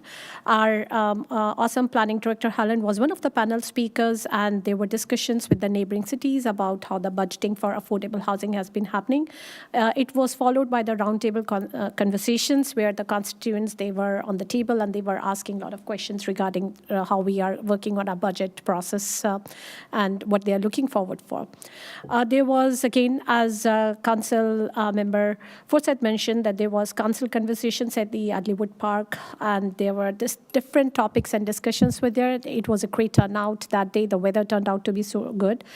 A couple of concerns that people had was about an unauthorized fireworks that are still happening around July 4th or a New Year near the Adleywood Park. That's creating some noise and disturbance for the neighbors. There were different group of HOAs who came from the communities near the shooting range, and they were raising their concerns about the noise from ISA. There were discussions about the parking lot, specifically with Adleywood Park, and cutting of the trees. How are we going to manage that? So there has been an email that has been communicated back to all the participants, those who came for the council conversations. Then we also discussed about that they requested if there could be some shelters or shades in the Redmond downtown parks, because during summertime it gets really hot and it will be really good. Apart from this, I also attended groundbreaking for Elcott Elementary Rebuild and Large project. Thanks to all the voters, this is such a phenomenal project to have newer buildings for our students who deserve a better future and a better infrastructure. I attended Seattle Metro Chamber of Commerce Happy Hour at Amazon Spheres along with Council Member Forsyth, Prakriya, and Wakamina. It was a great conversation, and it was a great way to connect with the different businesses and learn how people are operating. I also attended IACS Civic Youth event along with Council President Stewart, Council Member Parsi, Prakriya, and Kritzer, and there were a lot of other neighboring cities elected officials from Bellevue, Kirkland, Issaquah, Sammamish. It was truly a phenomenal event because during the breakout room, there were small circles where people from that particular city, the students from that particular city were seated with all of us, and they were asking different questions. And the communication was regarding how effective we can be with the youth so that we can engage them in more of our civic work. And we heard that we are definitely looking forward from a lot of the youth to start showing up for the meetings and being engaged. Apart from this, there was also BAPS Charity 5K Walkathon that started with City Hall, and I joined there along with Mayor Bernie, Council Member Prakriya and Kritzer, Senator Dhingra. There was State Rep Salahuddin and also our Chief Shepherd. So that's all from me. Thank you. Great, thank you. Any other ombuds items for tonight? Councilmember Kritzer? Yeah, my colleagues covered a lot, especially Councilmember Soni, since we went to many of the same events. I'll note one thing about the Youth Civic Summit that IACS put on. We did make sure, since there was more than a quorum of us there, to be able to only speak about things we've already done, and then to be able to just hear and listen to our youth's ideas on things. So we're very attentive to that. It was really wonderful. I think in particular to hear their ideas about how we can better go to and engage youth. I was really impressed. They also did a lot of research projects, had kind of poster boards they had done around all different types of issues, proposing different ideas for things we could do in the city, from climate change to human rights to gun responsibility. And it was just really inspiring to see our young leaders taking the initiative there. And then I'll also note, have also received and done some communications continuing about our tenant protections and some of the renters' questions. Also received questions from landlords and developers around that. And then also received quite a bit of public input personally about the drones issue that we just discussed today, about some of the noise regulations, about flock cameras, and I think the rest was covered by my colleague in terms of events that I've gone to. It's been wonderful to be out in community and listening to a lot of folks. Great, thank you. Any other ombuds? Councilmember Nueva, or Council Vice President Nueva Camina. I apologize. It will happen. Council Vice President Nueva Camina. I've stopped calling the other ones Vice President and President, but We'll get it, Justin. We'll get it. It'll get it. I have Please faith in us. Go right Thank you. ahead. Very just quick, very direct, so not to take up too much time. Continued conversations regarding noise ordinance, regarding ALPRs, where we're at with that, the OIC regarding the drones that we spoke and had conversations about earlier this evening. Spoke with residents about utility rates across the board and what that looks like. There's been a lot of also curious conversations about the letters that are being installed at our downtown park. Had several conversations that came up in the last 10 days or so about moto e-bikes destroying property, specifically city parks, with some photos being sent to me about Hartman Park and destruction that's been gone on there. And I had a wonderful conversation with a couple of environmental science students over from UW Seattle regarding life cycles of salmon and the impacts that Redmond plays in our policies. That's end of my report. Great, and that ties back into the Redmond letters, because one is the life cycle of a salmon, so, yeah, indeed. Other ombuds items. Councilmember Prakria. I'll try to keep this really brief. I just want to touch on the IACS Youth Advocacy Summit. I had a fantastic time engaging with a number of youth, and I think the thing that stood out to me the most there was how the city could be better in terms of communication with youth about our events, about how to get engaged civically. But that was just a wonderful event. Great, thank you. Any other ombuds items for tonight? All right, seeing none, we're on to committee items. Who has committee reports? Councilmember Prakria. I have an update on the Tenant Protection Subcommittee, of which I am chair. So we met on Thursday, May 28th, and we built a policy matrix of a number of different proposals that had come to us, some that we had created of our own volition. We talked about, the purpose of each of these proposals, originations if they came from other jurisdictions, and we had a meeting with staff yesterday, June 1st, where we presented this matrix of policy proposals. We had a discussion on, feasibility of implementation and potential drawbacks, potential options for each of these policies. We have set aside time, I think, on June 16th, so 2 weeks from now, to kind of do another touch base with staff on this matrix, give them time to review it. And we've also set aside time, I'm not sure if it's 100% confirmed, but the study session on Tuesday, July 14th, about half an hour, to bring a lot of the ideas that we are discussing in subcommittee to the full council. Thank you. Other committee reports? Councilmember Forsyth and then Council President Stewart. Thank you. In addition to tenant protection subcommittee, attending the Spheres event for the Seattle Chamber and the EID event, Council Member Kritzer and I attended the Bike Everywhere lunch for Cascade Bicycle Club with staff, and that was a fantastic event in celebration of Bike Everywhere Month, which has just ended. But we did also learn a lot about a food delivery program that Cascade is doing all powered by people on bikes and scooping up groceries from grocery stores that are participating that are near expiration date and getting those into the hands of people that can use it the most. So if you're interested in helping deliver fresh food to community members, please do check that out. We also had our Planning and Public Works Committee of the Whole this afternoon, and we discussed many of the things we're looking at tonight and a lot of topics that we will be looking forward to in future study session, future staff report, as well as a lot of good news on some grant funding that we're going to be accepting. Great, thank you. Council President. Thank you, Madam Mayor. A couple of updates from the Public Issues Committee. Again, Councilmember Prakriya will represent us for the month of June. It will include a discussion on a possible rate letter regarding solid waste rates currently projected to come in at around 8%. Looking a little bit further ahead, the Public Issues Committee is likely to meet in person, hosted by the City of Kirkland in July, and that will include a tour of Crisis Connections, the crisis care center in Kirkland.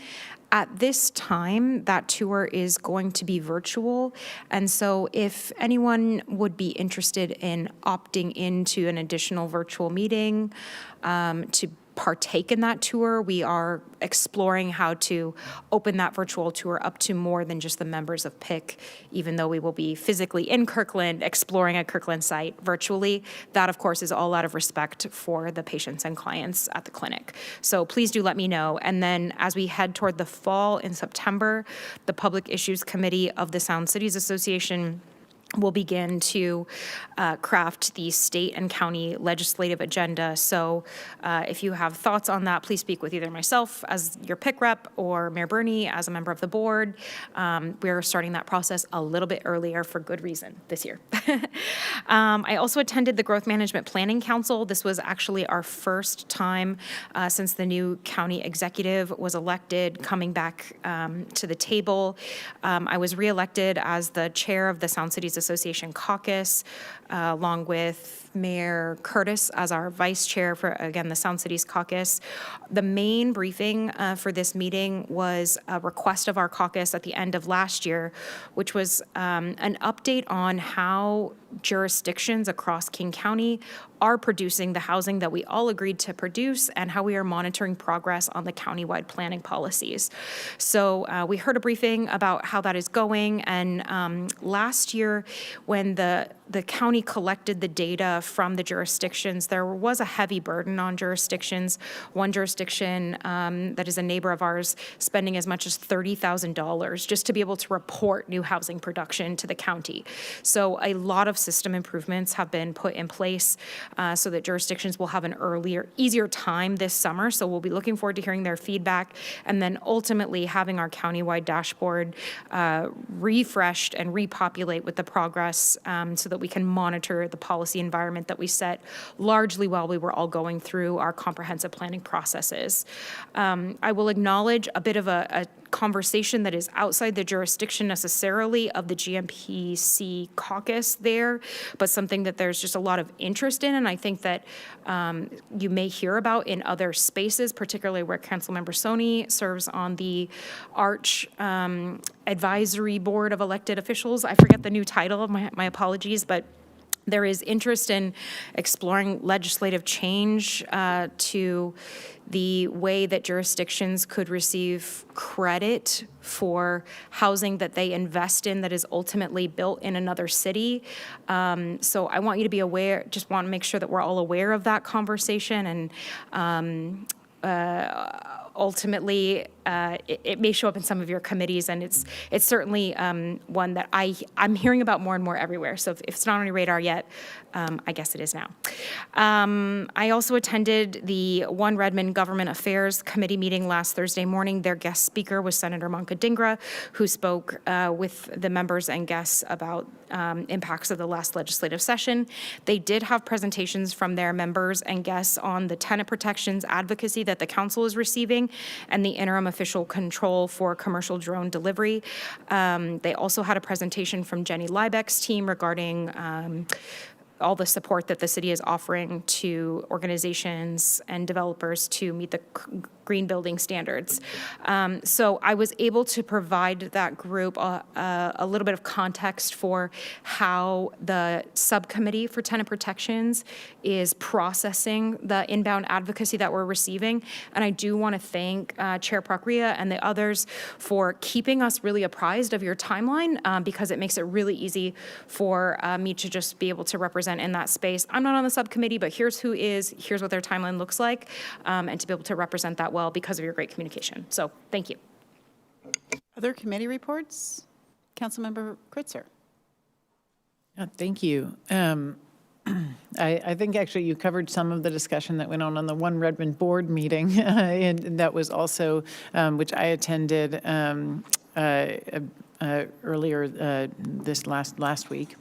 I also attended the RIA 8 Salmon Recovery Council meeting, where we recommended $6.6 million in grant applications to both the King County Flood Control District for the Cooperative Watershed Management Grant Program, as well as applications for the Salmon Recovery Funding Board and Puget Sound Acquisition Restoration Program to that state board, but combined about $6.6 million in different really impactful projects. As I have shared with the council before, the process that led up to the Salmon Recovery Council making this recommendation included a very detailed process with several of the members joining in subcommittee to be, or in a committee to be able to review, visit, and look at all the kind of criteria for those different projects.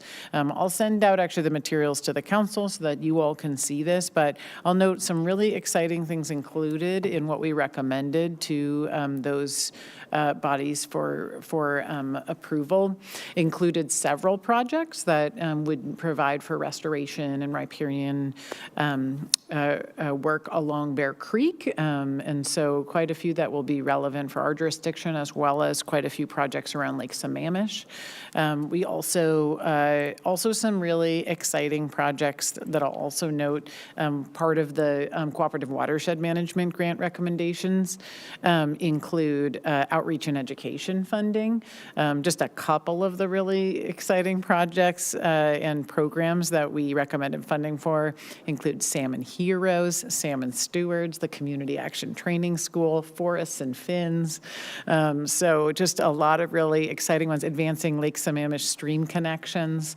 So a lot of things that we'll see that will allow people across our area to learn and engage, and especially a lot of really great youth education around salmon recovery and watershed health. So, and that paired with really deep investments in acquisition restoration types of projects around our region to really make sure we have a healthy watershed.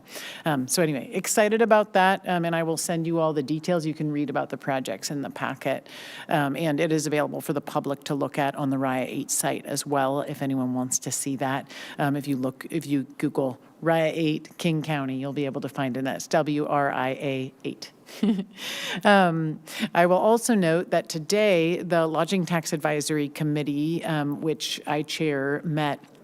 And we approved recommendations to go to the City Council for the 27 to 28 budget and for the LTAC. This has been a process. We've met several times, and it included the last time that we met. I think I let the council know that the LTAC had asked for me as chair and the city to be able to send a request to the tourism promotion area that are also known as the Bellevue Redmond TPA, to be able to actually share in some costs around tourism with us that would then allow us to be able to pass an even more impactful budget, and knowing that they're going to co-fund some things like advertising and marketing, PR, as well as helping to co-fund some investments in RedLink in the time ahead. So I actually went with the staff last week to the BRTPA meeting with our economic development and tourism staff to be able to talk about these investments and the proposal that had come from LTAC. Had a great conversation with the board of the BRTPA, which, as you may know, is made up of our hoteliers. And or hoteliers that have been appointed to that by the council, and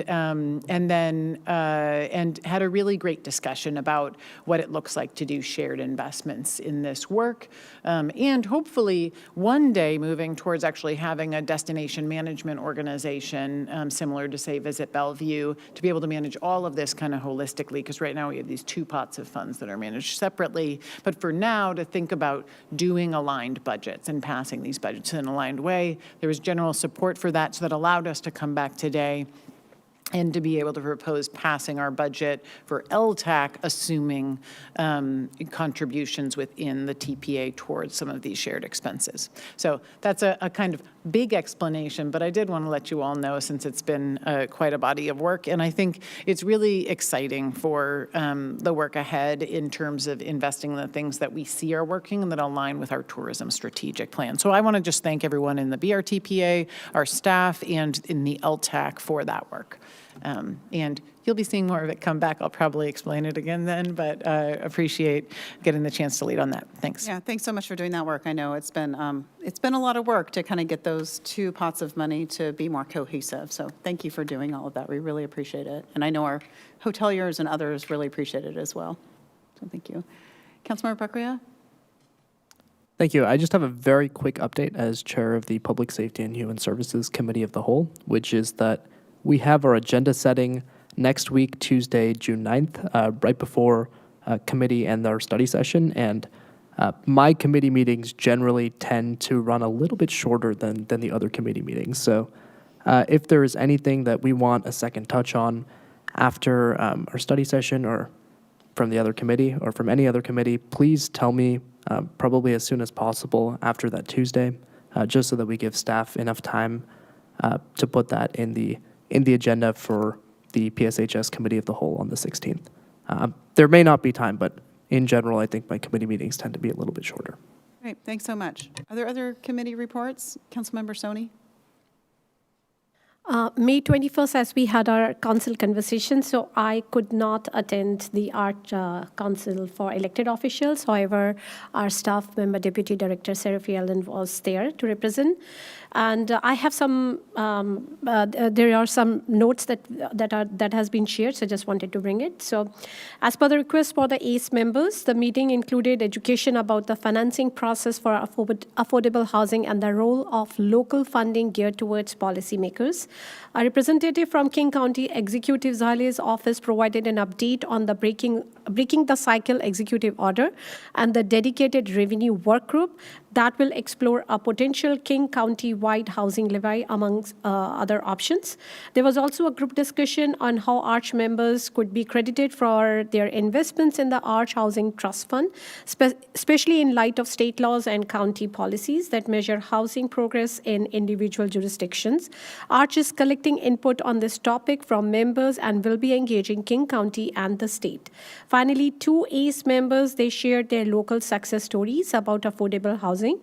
Woodinville Deputy Mayor Randall shared affordability success of East Rail Flats, while Sammamish Deputy Mayor Treen told the success story of Sammamish Cottages, a Habitat for Humanity project. There are two more scheduled meetings which are going to be hosted this year to give us an opportunity as regional elected leaders to work together and build more affordable housing faster. We have our next meeting scheduled in July, and I'm looking forward to talk about our Redmond affordable housing. Thank you. Any other committee reports? I have some. I know you've all been waiting for these. One, I could not attend the event at the Spheres last Thursday because I was in a 6-hour Sound Transit meeting, which I do not recommend a 6-hour meeting to anybody. However, we were able to balance our long-term financial plan. For those that didn't know, we were $34.5 billion out of alignment. And so we had to make some pretty difficult choices, which you might have heard about. However, on the good news side of things, I, with the help of Councilmember Claudia Balducci and Councilmember Ed Prince, were able to keep the 4 line between Issaquah and Kirkland in the project, as well as Renton Transit Garage, which is extremely important to help people get onto transit. So I was excited about those, keeping those things in it. Other things, I'm happy to talk about it at a later date because I know we're still have a little more business tonight.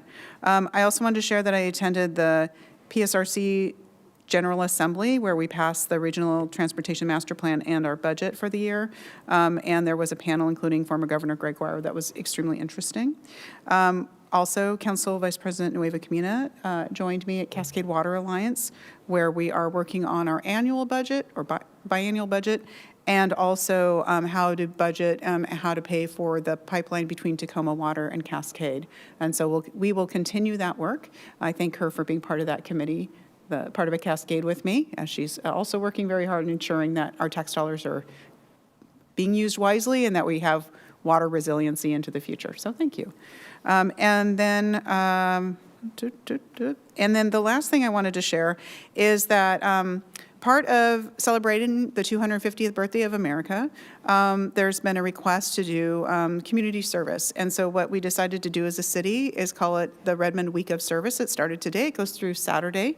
If you want to go onto our website at redmond.gov and check into the service, our week of service, you will see multiple things that you can do this week. We tried to make it easy and a variety of things so that it could work with your schedule. Today, we started at HopeLink, and many of our staff members joined me, and many of you probably put out canned goods out at your mailbox for the Postal Service to pick up. Well, guess what? That food ends up at places like HopeLink. And so we spent a few hours this afternoon sorting that so that our community can have that food. But it was really a good event, and very happy to have joined that with the other community members. But there's some landscape maintenance at Little Bit that happened today that we missed out on. But on June 6th, we have trail building with Parks, Trails, and Recreation Commission. There's some litter pickup on Saturday as well with our Neighbor Corps, and tree watering and weeding with the Green Redmond Partnership, and so many other things, supporting survivors of domestic violence with LifeWire, working with the Rotary Club. So there's a few things out there. So if you're looking for some volunteer opportunities, take a look at that and get in an hour or two. And I think there's special prizes if you put it more than 5 hours in this week. So take a look at that. If you have the time in your schedule and are available to do that, we'd love to see you out there. But thank you to the staff for putting this together. All right, no other committee reports. So our next item is we have no unfinished business, but we have new business. It's AM number 26-092, approval of Progressive Design Build, or PDB, contract amendment number 1 with Lease Crutcher Lewis Washington LLC of Seattle, Washington for the Maintenance and Operations Center, or MOC Campus Redevelopment Project. Is there a motion to approve AM number 26-092? So moved. Is there a second? Second. Been moved and seconded. Is there any discussion? Council President Stewart. Thank you so much. This item had a little bit of additional conversation earlier today in committee, so I don't know if there's too much conversation left to be had. But for my part, I'm happy to support this amendment today. This is our first time using Progressive Design Build in the city of Redmond, and I do believe it is the right thing to do for our Municipal Operations Center, which is a once-in-a-generation rebuilding of a campus where all of our Redmond values, in my opinion, live, including our clean drinking water and our parks maintenance staff who keep all of our parks looking great, and our sidewalks and our roads safe, and the concrete crew, of course, is based out of the Municipal Operations Center. We discussed earlier tonight some of our path to rebuild. What this contract amendment is doing here for us tonight is allowing for an additional capacity so that the new property can be, that the project can be validated against the new property.